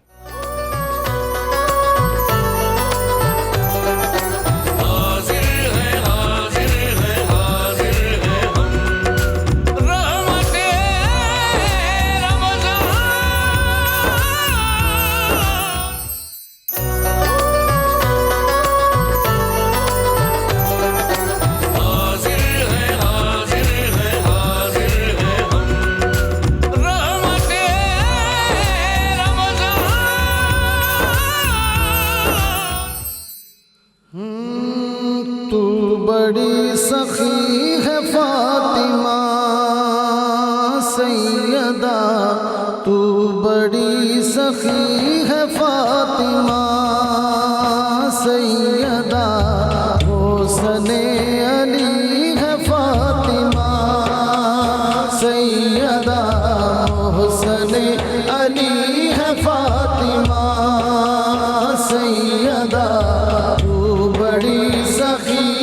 فاطمہ سیدہ تو بڑی سخی ہے فاطمہ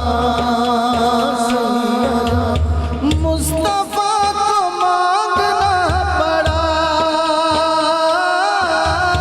مصطفیٰ کو مانگنا پڑا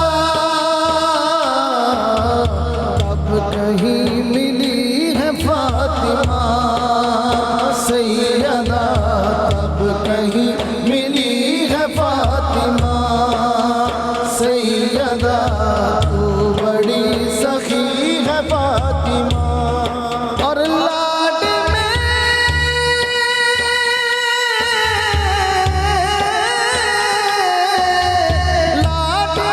ختیجہ کہتی تھی لاڈ میں ختیجہ کہتی تھی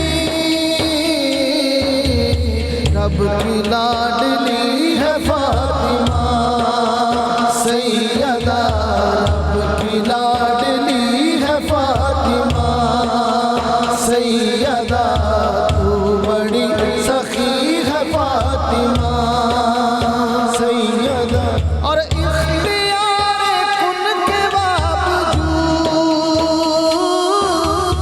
اختیار کن کے باوجود چکی پیستی ہے فاطمہ سیدہ چکی پیستی ہے فاطمہ اور لا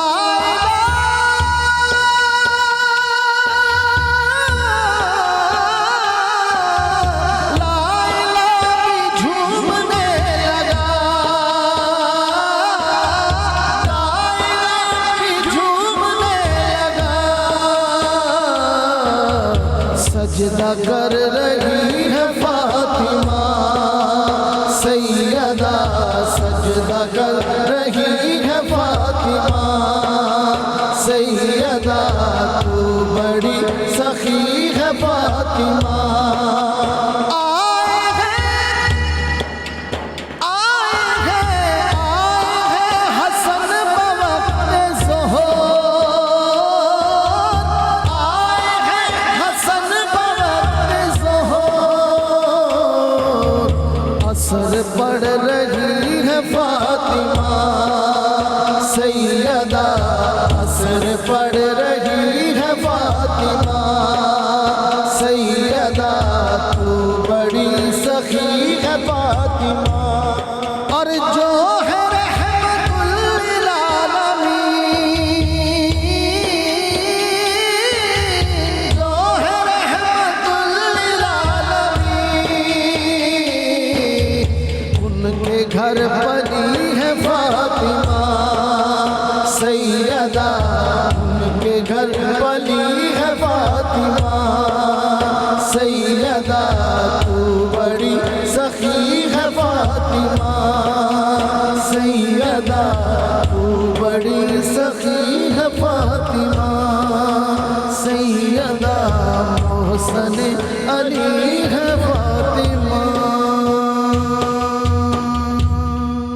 سبحان اللہ فرید صاحب کیا کہنے سو سیدہ فاطمہ الزہرا رضی اللہ تعالیٰ عنہا کی سخاوت کا ذکر ہو رہا تھا تو میں نے آپ سے کہا تھا کہ وہ میں شیئر کروں گا واپس آ کے تو مفتی صاحب آپ نے یقیناً پڑھ بھی رکھا ہوگا سن بھی رکھا ہوگا کہ جب شادی ہوئی تو بہت ہی سادہ سا جو جہیز ہے وہ سرکار نے مشکیزہ چکی سادے سے کپڑے اس قسم کی کچھ چند چیزیں جو تھیں وہ عنایت فرمائی اس میں ایک نسبتاً قیمتی جوڑا بھی تھا تو وہ سیدہ کو ملا اور وہ بی بی ختیجہ نے اماں ختیجہ نے اپنی ایک سہیلی کو مومنہ کو دے گئی تھی کہ اگر میں وصال پا جاؤں اور فاطمہ کے جب رخصتی کا وقت آئے تو یہ جوڑا جو ہے یہ آپ نے فاطمہ کو دے دینا ہے فاطمہ تو وہ جوڑا لے کے آپ چلی گئی شادی ہو گئی اگلے دن جب سرکار دو عالم صلی اللہ علیہ وآلہ وسلم ملنے گئے تو آپ نے دیکھا کہ بہت ہی سادہ اور پرانا جیسے گھر میں عموماً وہ پہنا کرتی تھی ویسا جوڑا انہوں نے پہن رکھا تو آقا نے عقائد و جہاں نے دریافت کیا اچھا ایک تو ہم یہ سب جانتے ہیں کہ نبی صاحبزادی کی اور جو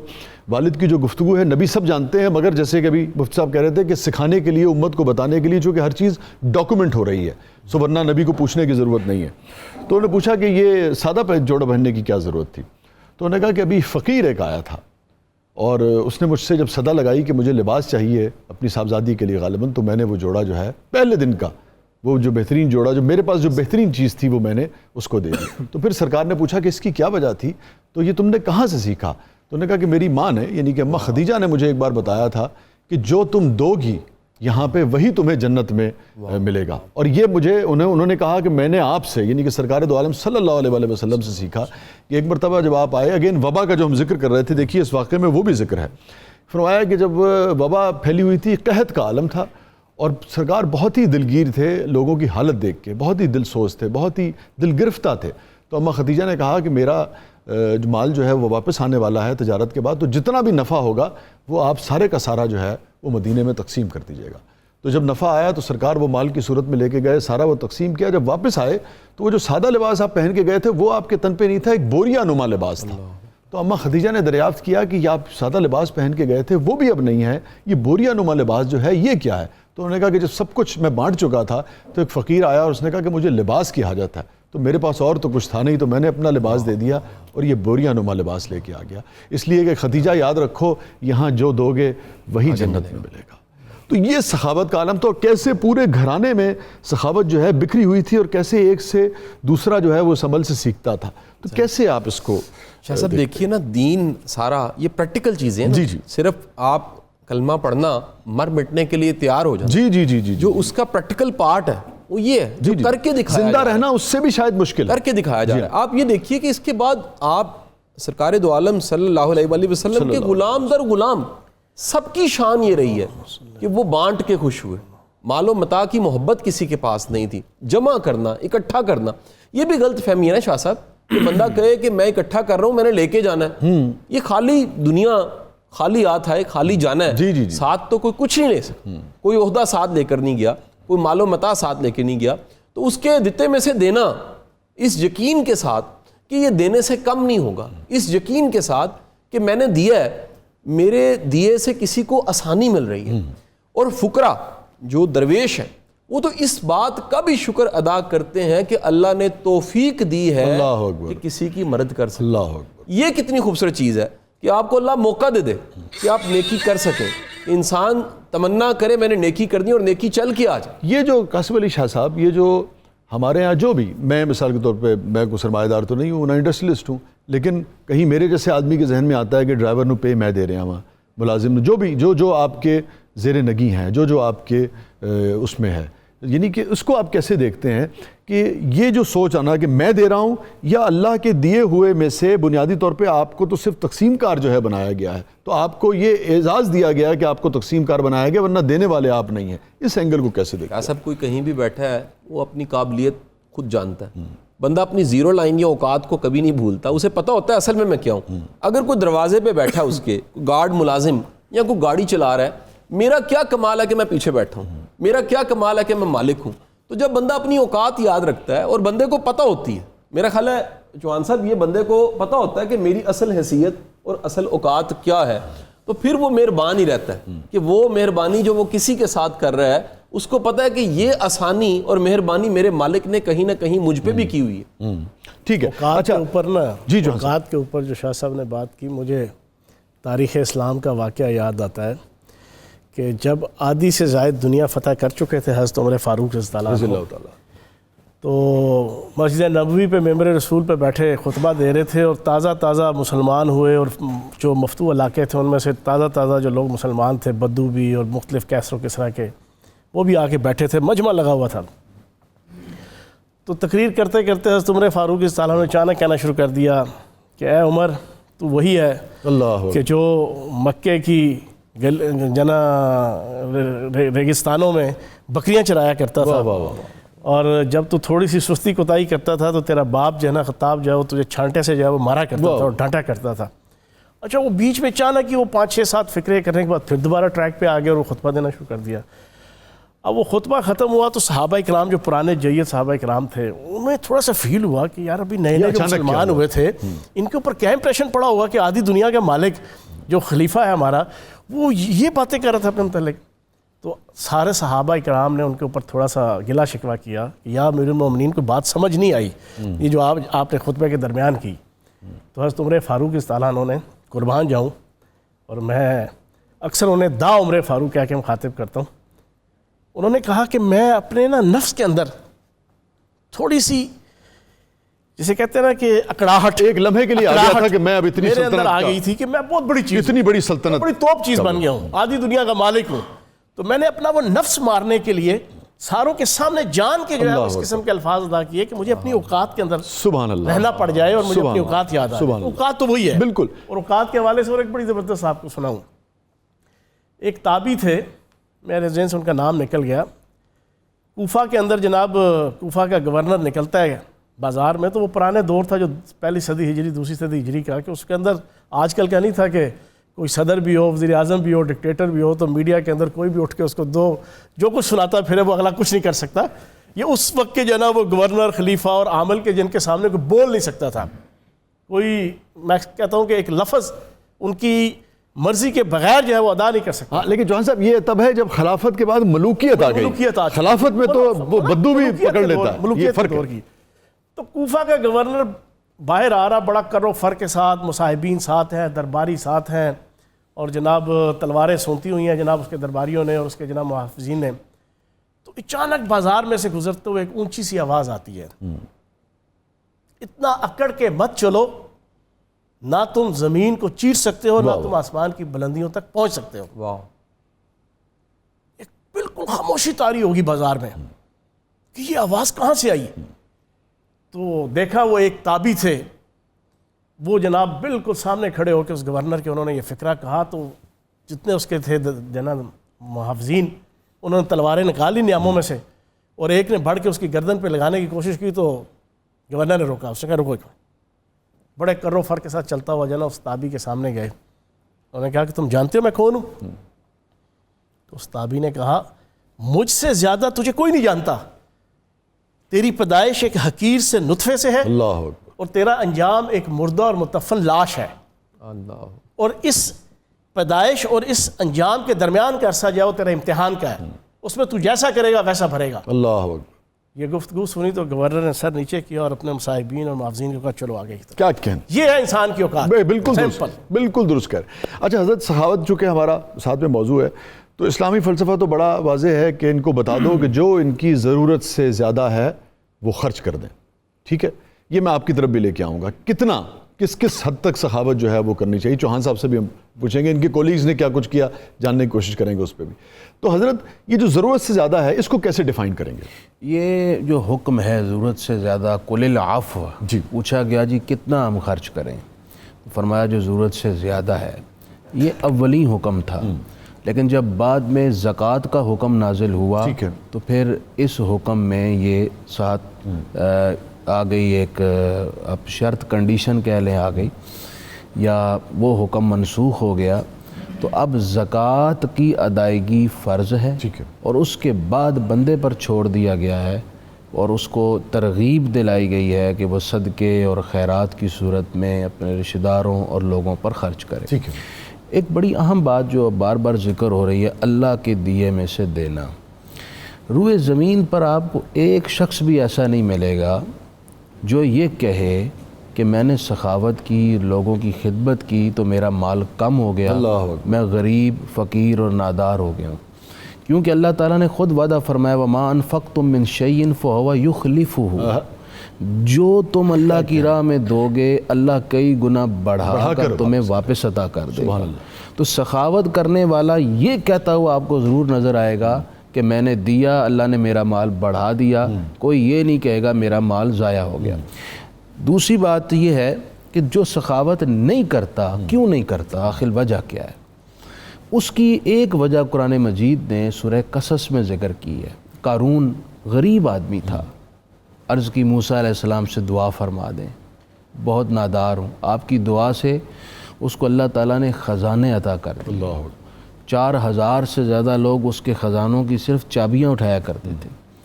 لیکن جب موسیٰ علیہ السلام نے اس سے یہ فرمایا کہ اس وقت قوم کے غرباء تمہاری طرف دیکھ رہے ہیں, اس وقت قوم کو ضرورت ہے تمہارے سرمایے کی, تم قوم پر خرچ کرو, لیکن اس نے ایک پھوٹی کوڑی خرچ نہیں کی.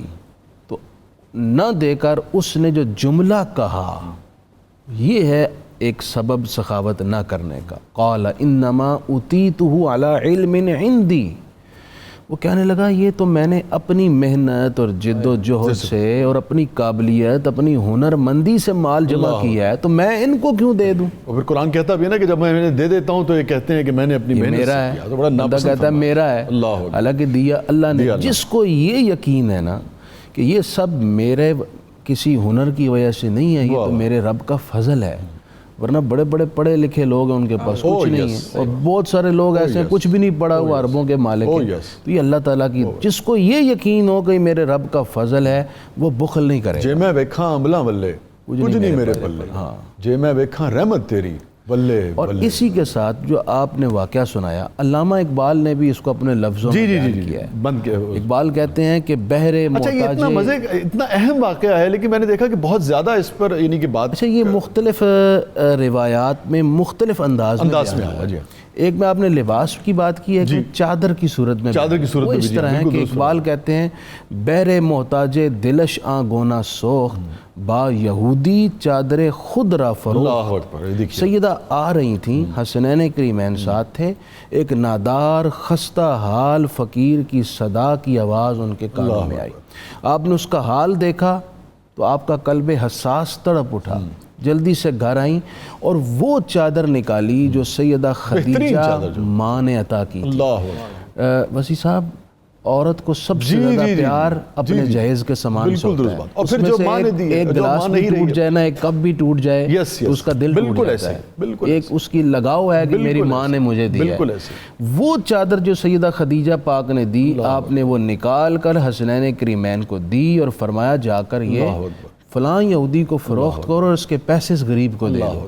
اس میں اقبال نے یہ ایک رمز بتائی ہے، کیونکہ اس سے پہلے وہ بتا رہے ہیں کہ مادراں را اسوہ کامل بطور. مجھے وہ یاد آ گیا، اسوہ کامل یہ آپ نے ذکر بالکل. کیا. دیکھیں یہ بالکل وہی موقع ہے کہ وہ مکتب نگاہے، وہ مکتب کی کرامت تھی، سکھائے کس نے اسماعیل کو آداب فرزندی. اپنا اب آپ دیکھیے کہ یہ بالکل اسی لیول کا ہے کہ جو بہترین متاع ہے اس کو اللہ، یہ وہ فلسفہ ہے. پھر خاص بات یہ ہے کہ آپ نے اپنے ہاتھوں سے نہیں دیا، اپنے بچوں کو کہا دے کر آؤ. اس میں بیٹوں کی، بچوں کی، اولاد کی تربیت تھی.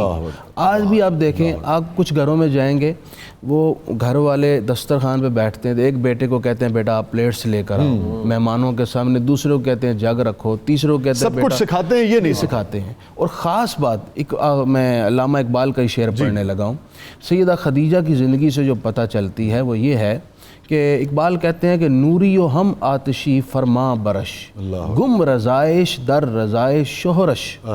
آج کے گھروں میں سب سے بڑا مسئلہ یہ ہے کہ میاں بیوی کے آپس کے تعلقات کے اندر وہ ہم آہنگی نہیں ہے. ٹھیک، مجھے اجازت دیجیے، یہ بڑا اہم موضوع ہے اور بڑی یہ تھوڑا سا وقت درکار ہے. تو میں سیدنا حضرت علی کرم اللہ وجہہ کے اور سید بی بی کے جو تعلقات تھے ایک شوہر اور بیوی کی حیثیت سے، کس قدر باہمی احترام تھا، کس قدر دونوں ایک دوسرے کا ازدواج ہونے پہ کتنا فخر کرتے تھے دونوں. اس پر ہم ذرا بات کریں گے، مگر ذرا سیر حاصل گفتگو اس پر ہمیں کرنی ہوگی.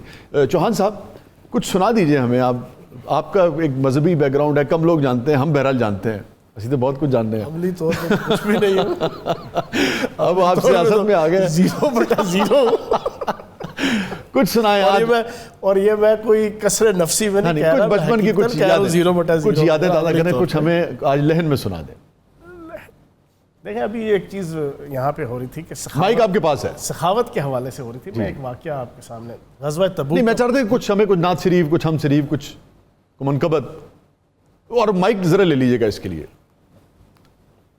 مجھے آپ نے پہلے بتایا نہیں ہوا تھا، میں ذہنی طور پہ آن ہے. یہ صلی اللہ علیہ یا رسول اللہ وسلم علیک یا حبیب اللہ.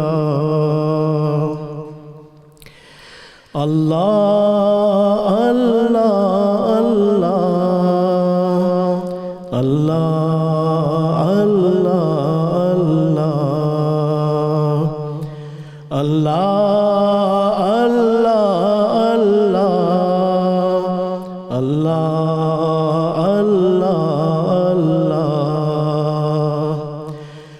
लजपाल जिदा रखवाला है ओनू कौन मिटावण वाला है लजपाल जिदा रखवाला है ओनू कौन मिटावण वाला है साड़ी उस सोहणे नाल लग गई है साड़ी उस सोहणे नाल लग गई है जेड़ा तोड़ निभाण वाला है अल्लाह अल्लाह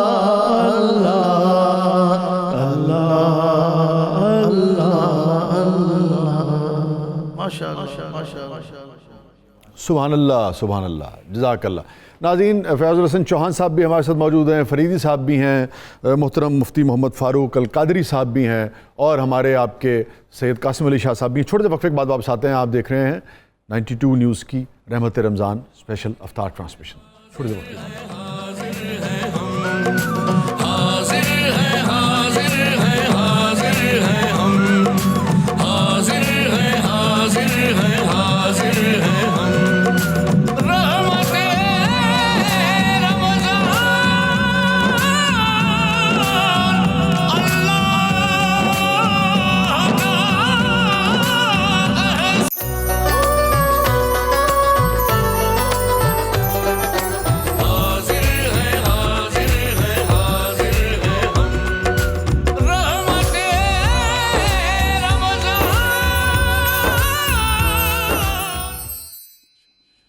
हमारे फयाज चौहान साहब की फरमाइश है पंजाबी के चंद अशार में पेश कर देता हूँ। शहर मदीना जद मैं तकिया ठंड पै गई विच सीने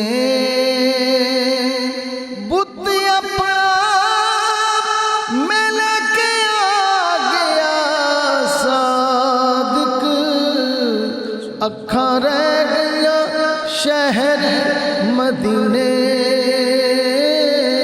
आका मेरिया अखियां मदीने विच रह गया आका मेरिया अखियां मदीने विच रह गया आका मेरिया अखियां मदीने विच रह गया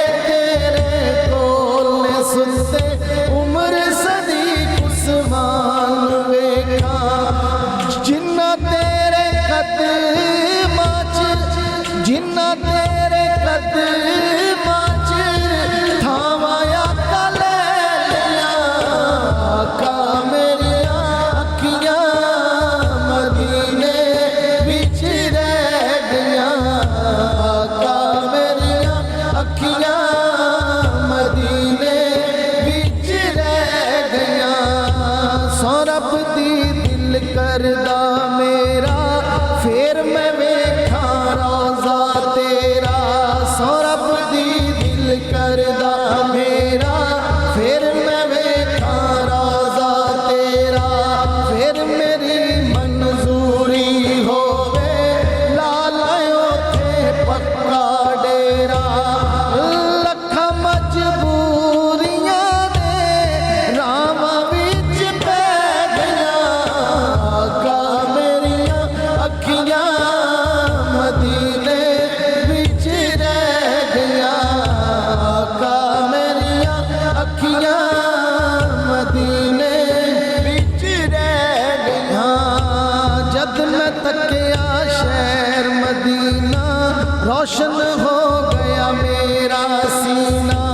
100 ਸਾਲਾਂ ਤੋਂ ਵੱਧ ਲੱਗਦਾ ਸੀ ਭਾਵੇਂ ਸੀ ਉਹ ਇੱਕ ਮਹੀਨਾ ਸਾਦਿਕ ਗੁੰਬਦ ਖਜ਼ਰਾ ਤੱਕੇ ਠੰਡਾ ਮੈਨੂੰ ਪੈ ਗਿਆ ਆਕਾ ਮੇਰੀਆਂ ਅੱਖੀਆਂ ਮਦੀਨੇ ਵਿੱਚ ਰਹਿ ਗਈਆਂ ਆਕਾ ਮੇਰੀਆਂ ਅੱਖੀਆਂ ਮਦੀਨੇ ਵਿੱਚ ਰਹਿ ਗਈਆਂ ਮਦੀਨੇ ਵਿੱਚ ਰਹਿ ਗਈਆਂ ਮਦੀਨੇ ਵਿੱਚ ਰਹਿ ਗਈਆਂ क्या कहने फरीद साहब, क्या कहने। चौहान साहब, कुछ ज़रा निजी जो मसरूफियात हैं आजकल, एक तो लाज़िम बात है ये सारा बहुत भारी ज़िम्मेदारी है इस वक्त, इस इब्तला के दौर में आप लोगों पर जो ज़िम्मेदारियाँ हैं, लेकिन जब आप क्वारंटीन में होते हैं, उसके अलावा घर में होते हैं, तो फिर बेगम साहबा की चल रही होती है या आपकी चल रही होती है घर में? आपकी मुझे हंसी से लग रहा है कि क्वारंटीन से पहले भी यही क्वेश्चन पूछ लिया। नहीं, मुझे लग रहा है कि हंसी से लग रहा है कि क्वारंटीन से पहले भी उन्हीं की चल रही थी। घर में तो बेगम की चलती है, ठीक है ना जी, चाहे दुनिया का जितना मर्जी तोप शख्सियत हो, घर में उसी की चलती है। अच्छा, एक बात बताइए, जैसे कभी कभी आप बयान दे देते हैं, वो सोशल मीडिया गर्म हो जाता है, तो घर में भी कोई ऐसी बात करते हैं कभी कि जिससे जरा गर्मी सर्दी मैं खामोश तब हूँ। अच्छा, नहीं, चौहान साहब ऐसा करो। मैं आपको एक चीज़ बताऊँ चौहान साहब मेरे हवाले से ना, जब मुझे कोई बंदा मिलता है ना पहली दफ़ा किसी शादी में, किसी खुशी गमी, किसी महफिल में, या पहली दफ़ा के 100% लोग मेरी लाइफ के ऐसे हैं पिछले 10 सालों में, खुसूसन जब से मीडिया में मैं आ रहा हूँ, वो 2-3 मिनट बाद एक क्वेश्चन लाजमी मुझसे पूछते हैं कि यार ये फयाज चौहान कुछ हो रहा है और वो जो मीडिया का फयाज चौहान कुछ हो रहा है। बिल्कुल खामोश तब हूँ। तो कैमरे देख के क्या हो जाता है आपको? नहीं होता नहीं, मतलब बता रहा हूँ कि मैं अदरवाइज कैमरे के अलावा मैं बिल्कुल खामोश तब अच्छा, हूँ। और मेरी ये खामी कंसिडर होती है मेरे दोस्तों में, मेरे घर में, ठीक है जी, ये खामी कंसिडर होती है और हर रोज़ कंसिडर होती है कि यार बोलते नहीं हो। तो फिर तो हमारी बहन ये कहती होंगी वो थे बड़ा बोल दे, वे थे नहीं बोल दे तुसी। बस ये है, मतलब कम गो हूँ मैं, ज़्यादा नहीं बोलता। अफ्तार सहर में क्या खाते हैं, क्या अमूमन पसंद है आपको? सुबह वही नेचुरल सा जो है ना, पराठे हैं, जो सालन पका होगा जो है ना। मैं बहुत ज़्यादा जिसे कहते हैं ना कि देसी खानों के अलावा किसी चीज़ का मैं आदी नहीं हूँ। फरमाइश करके कुछ बनवाते हैं बेगम साहबा से? कभी मतलब है, कभी कड़ी खाने को जी हो तो कहते हैं कड़ी बना लो, कभी जो है ना वो आलू गोश्त का हो तो आलू गोश्त का। लेकिन मुझे देसी खाना, मैं खुद बड़ा अच्छा कुक हूँ, अच्छा, वाह वाह, बता दूँ। और मैं जब खाना देखता हूँ, डिश ज़्यादा शौक से बनाते हैं? सारे खाने, देसी खाने सारे। आप कड़ी बनवा लें, वाह वाह, आप पुलाव बनवा लें, आप तीनों गोश्त के कोरमे, तीनों गोश्त की कढ़ाई बनवा लें, वाह वाह, आप हलीम बनवा लें, ठीक है जी। ये सारी चीज़ें मैं बड़े शौक से, गर्मा गर्म हलीम, गर्मा गर्म बयानात। तो इस वजह से जब मैं कहीं भी खाना खाऊँ ना, तो सबसे पहले उसको क्रिटिक निगाहों से देखता हूँ। उसकी पहले फर्स्ट ऑफ ऑल शक्ल होती है, खाना तो खाया बाद में जाता है, पहले उसको देखा जाता है, ठीक है, वो आँख से खाया जाता है पहले, ज़ुबान से बाद में खाया जाता है। तो इस वजह से वो खाने के हवाले से मैं पूरा तजिया करता हूँ कि इसका जायका, इसकी शक्ल, सूरत, इसका हर डिश का जो एक स्पेसिफिक जायका। अच्छा, अमूमन चौहान साहब, जो लोग अच्छे कुक होते हैं या जिन्हें कुकिंग का शौक होता है, वो घर में अपने जो भी कुक होते हैं या बेगम साहबा होती हैं, उनके काम में बड़ी मुदाखलत करते हैं, क्योंकि उसको भी आता है काम। तो आपको यह है खिलाफ हूँ। अब आप पता नहीं, अब प्रोग्राम के अंदर ये चीज़, मैं पैकेटों के मसालों का सा खिलाफ हूँ। अच्छा, ओरिजिनल मसाला हो? मैं ओरिजिनल मसाला, मैं घर की मुलाजमा हो या मिसेज हो, मैं उन्हें हमेशा कहता हूँ कि जो डिश भी बना। मुझे लग रहा है आपने उनकी जिंदगी भी मुश्किल की रखी होगी। चौहान साहब, ठीक नहीं पाया, ठीक कर, मैं ये कहता हूँ अपने मसालों से आप डिश तैयार करो। अच्छा, आपने कोरमा बनाना है अपने मसालों से। इंग्रेडिएंट्स आजकल पिछले ना 20 साल से जब से ये पैकेटों के मसाले आए हैं, बड़ा आसान हो गया।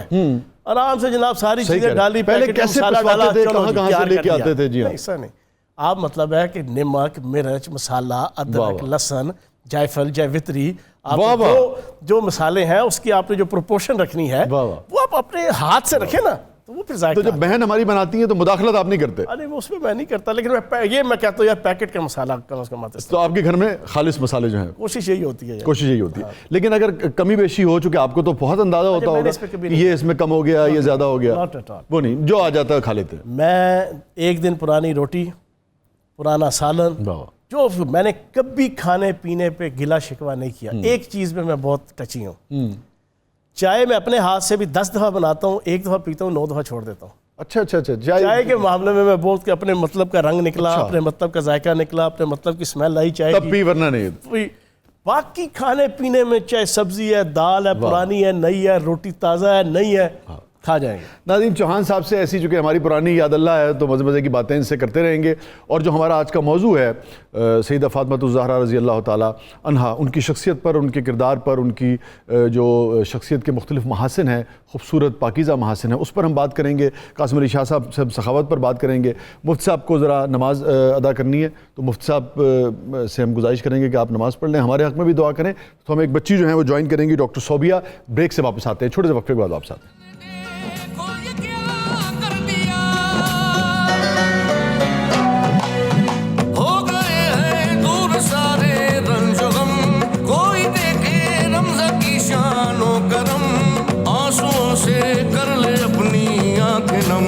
رمضان کی حرمت بھی دیکھو نہ حکم، حاضر ہے حاضر ہے حاضر ہے ہم. دیکھو یہ کیا کر دیا، ہو گئے ہیں دور سارے رنج و غم. کوئی دیکھے رمضان کی شان و کرم، آنسوؤں سے کر لے اپنی آنکھیں نم. رمضان کی حرمت بھی دیکھو نہ حکم،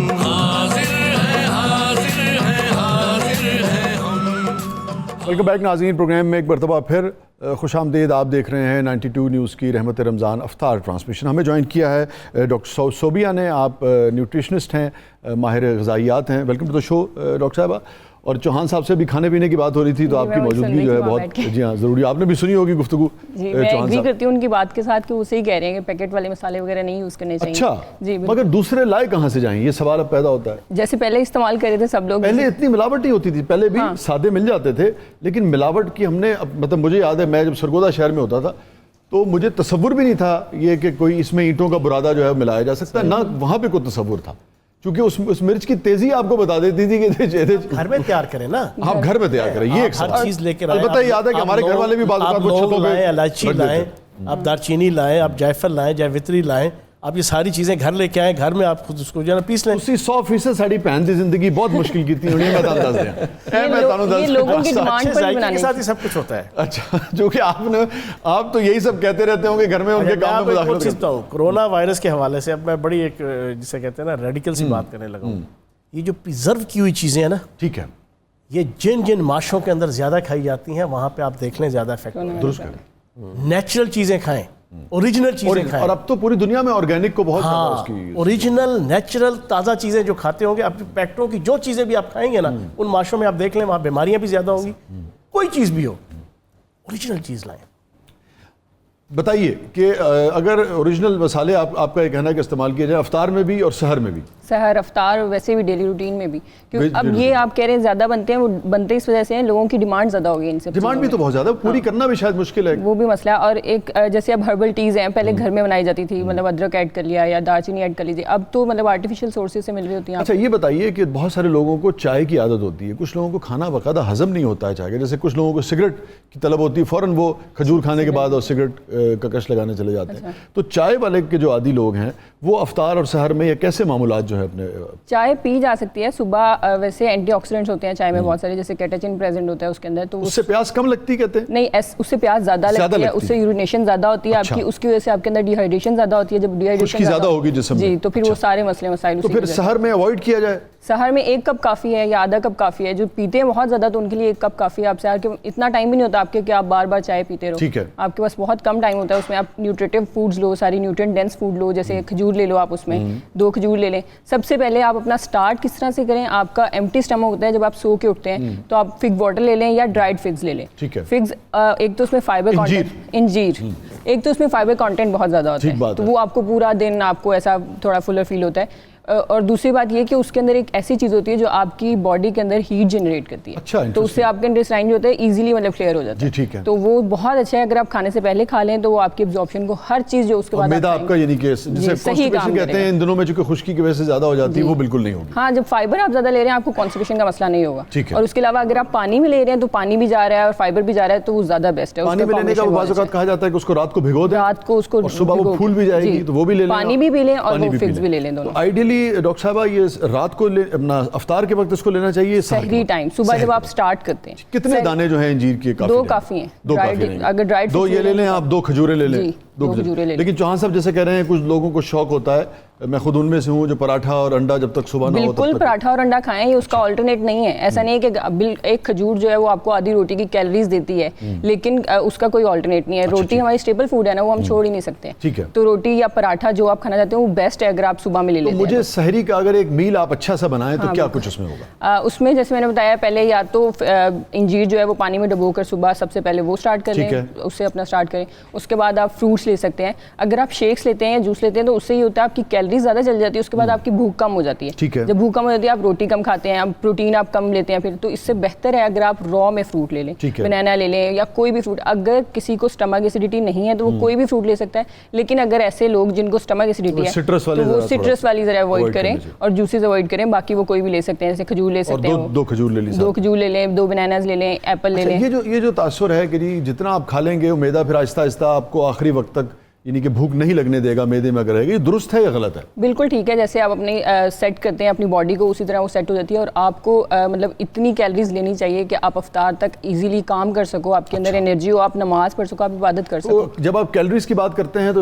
اس کا تعلق تو یہ ہے کہ آپ نے جو اپنا میل بنانا ہے وہ اس کا انتخاب ایسے کرنا ہے, کوانٹٹی سے تو اس کا تعلق نہیں ہے. نہیں, کچھ لوگ ہیں وہ کنفیوز, بلکہ بہت سارے لوگ اس چیز میں کنفیوز ہیں کہ کیلریز اور انرجی اور نیوٹرینٹس, مطلب اگر کبھی کبھی آپ کیلریز بہت لے لیتے ہیں لیکن اس میں کوئی بھی نیوٹرینٹس نہیں جا رہے ہوتے. جیسے آپ ایمٹی کیلریز والی فوڈ لیتے ہیں, آرٹیفیشیل جتنے بھی آپ نے کھایا بہت مگر وہ افطار تک چلنے کے لیے وہ صرف کیلریز ہیں, آپ کے لیے وہ نیوٹرینٹس نہیں ہے. آپ کی باڈی میں آپ کو ویکنیس ہوگی, آپ کا دماغ سے ہی کام نہیں کرے گا. میں آپ کی طرف آتا ہوں, افطار کے میل پہ ذرا میں آپ سے بات کروں گا, کہ چوہان صاحب سے مجھے 1-2 چیزیں اور. چوہان صاحب یہ فرمائیے, میں چاہتا کہ آج پالیٹکس پہ آپ سے بالکل بات نہ کی جائے, روز آپ کرتے ہیں اس چینل پہ بھی, ہر جگہ آپ کا کام بنیادی یہ ہے.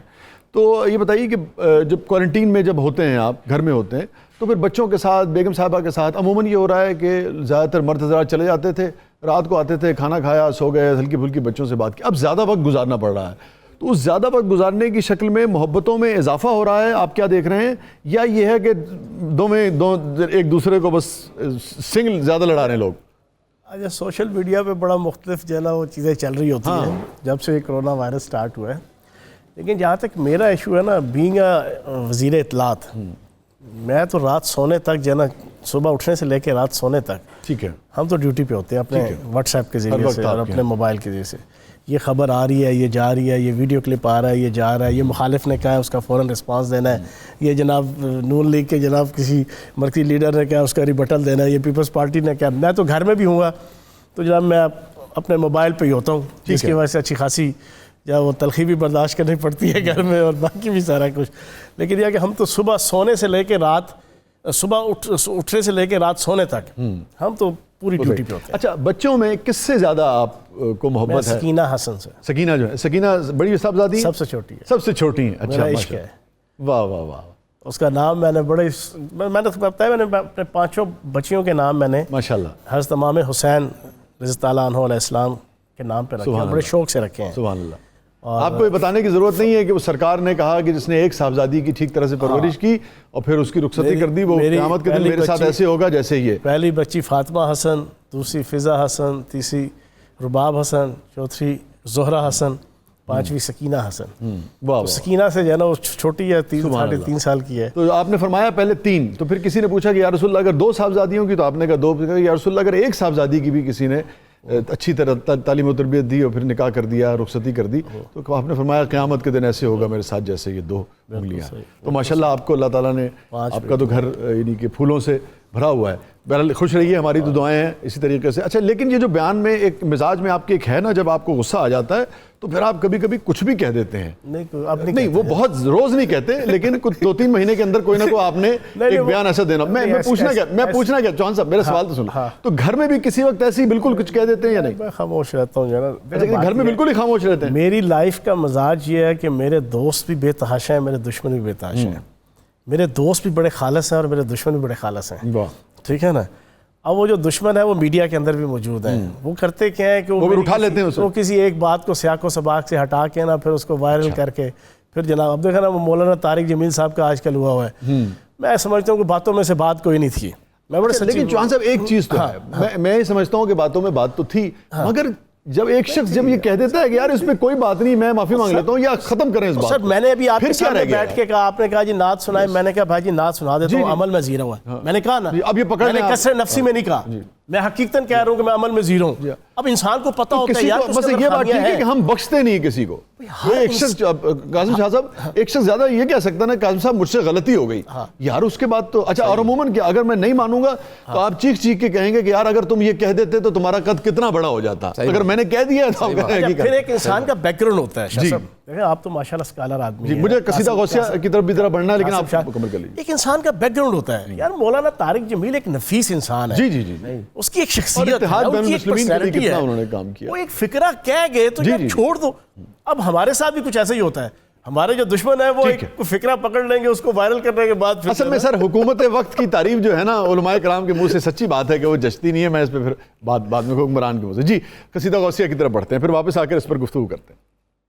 اللهم صل على سيدنا ومولانا محمد معدن الجود والكرم وآله وبارك وسلم. یا شاہ جیلاں, یا شاہ جیلاں, یا شاہ جیلاں, یا شاہ جیلاں. سقاني الحب كاسات الوصال فقلت لخمرتي نحوي تعالي. سعت ومشت لنحوي في كؤوس فهمت بسكرتي بين الموالي. فقلت لصائر الأقطاب لموا بحالي وادخلوا أنتم رجالي وهموا واشربوا أنتم جنودي فساق القوم بالوافي ملالي. شربتم فضلتي من بعد سكري ولا نلتم علوي واتصالي. مقامكم العلا جمعا ولكن مقامي فوقكم ما زال عالي. يا شاه جيلا, يا شاه جيلا, يا شاه جيلا, يا شاه جيلا. أنا في حضرة التقريب وحدي يصرفني وحسبي ذو الجلال. أنا البازي واشهب كل شيخ ومن ذا في الرجال يعطي مثالي. كساني خلعة بطراز عزم وتوجني بتيجان الكمال. وأطلعني على سر قديم وقلدني وأعطاني سؤالي. وولاني على الأقطاب جمعا فحكمي نافذ في كل حال. فلو ألقيت سري في بحار لسار الكل غورا في الزوال. ولو ألقيت سري في جبال لدقت واختفت بين الرمال. ولو ألقيت سري فوق نار لخمدت والتفت من سر حالي. ولو ألقيت سري فوق ميت لقام بقدرة المولى تعالي. يا شاه جيلا, يا شاه جيلا, يا شاه جيلا, يا شاه جيلا. وما منها شهور أو ظهور تمر وتنقضي إلا أتاني. وتخبرني بما يأتي ويجري وتعلمني فاقصر عن جدالي. مريديهم وطب واشتح وغني وافعل ما تشاء فالاسم علي. مريدي لا تخف الله ربي عطاني رفعة نلت المنال. طبولي في السماء والأرض دقت وشوص السعادة قد بدالي. بلاد الله ملكي تحت حكمي ووقتي قبل قلبي قد سفالي. نظرت إلى بلاد الله جمعا كخردلة على حكم اتصالي. مريدي لا تخف واشل فإني عزوم قاتل عند القتال. يا شاه جيلا, يا شاه جيلا, يا شاه جيلا, یا شاہ جیلان درست العلم حتى صرت قطبا ونلت سعدا من مولى الموالي فمن في أولياء الله مثلي ومن في العلم والتصريف حالي رجال في هواجرهم صيام وفي ظلم الليالي كاللآلي وكل ولي له قدم إني على قدم النبي بدر الكمال نبي هاشمي مكي رجاز وجد به نلت الموالي أنا الجيلي محي ديني اسمي وأعلامي على رأس الجبال أنا الحسني والمخضع مقامي وأقدامي على عنق الرجال وعبد القادر المشهور اسمي وجدي صاحب العين الكمال تقبل لي ولا تردد سؤالي أغثني سيدي انظر بحالي يا شاه جيلان یا شاہ جیلان یا شاہ جیلان یا شاہ جیلان اللہم صلی علی سیدنا و مولانا محمد معدن الجود والكرم وآله وبارك وسلم يا رحمن يا الله يا رحمن يا الله يا رحمن يا الله يا رحمن يا الله يا غفار يا الله يا غفار يا الله يا غفار يا الله يا غفار يا الله يا رزاق يا الله يا رزاق يا الله يا رزاق يا الله يا رزاق يا الله يا رزاق يا الله يا سلام يا الله يا سلام يا الله يا سلام يا الله يا سلام يا الله يا حي يا قيوم يا حي يا قيوم يا حي يا قيوم يا حي يا قيوم يا الله يا الله يا الله يا الله يا الله يا الله يا الله يا الله يا الله يا الله يا مسبب الأسباب يا مسبب الأسباب يا مسبب الأسباب يا مسبب الأسباب دل کو نور کر دے سختی دور کر دے اپنا قرب دے کر دوری دور کر دے آمین یا رب العالمین جزاک اللہ سبحان اللہ. کیا کہنے مفتی صاحب, کیا کہنے. کوشش کریں گے آپ ہمیں وقت دیتے رہیں, آپ سے لائیو سنیں گے اگلی مرتبہ, ذرا اور لطف جو ہے اس کا دوبالا ہو جائے گا. ناظرین پروگرام اپنے آخری لمحات میں ہے. چوہان صاحب بالکل 1-1.5 منٹ ہے ہمارے پاس, میں چاہوں گا کچھ باتیں آپ بھی فرما دیں سخاوت کے حوالے سے. آخر میں آپ کچھ کہنا چاہیں, پھر میں مفتی صاحب کی طرف بڑھوں گا دعا کے لیے. چوہان صاحب جو آپ کہنا چاہیں.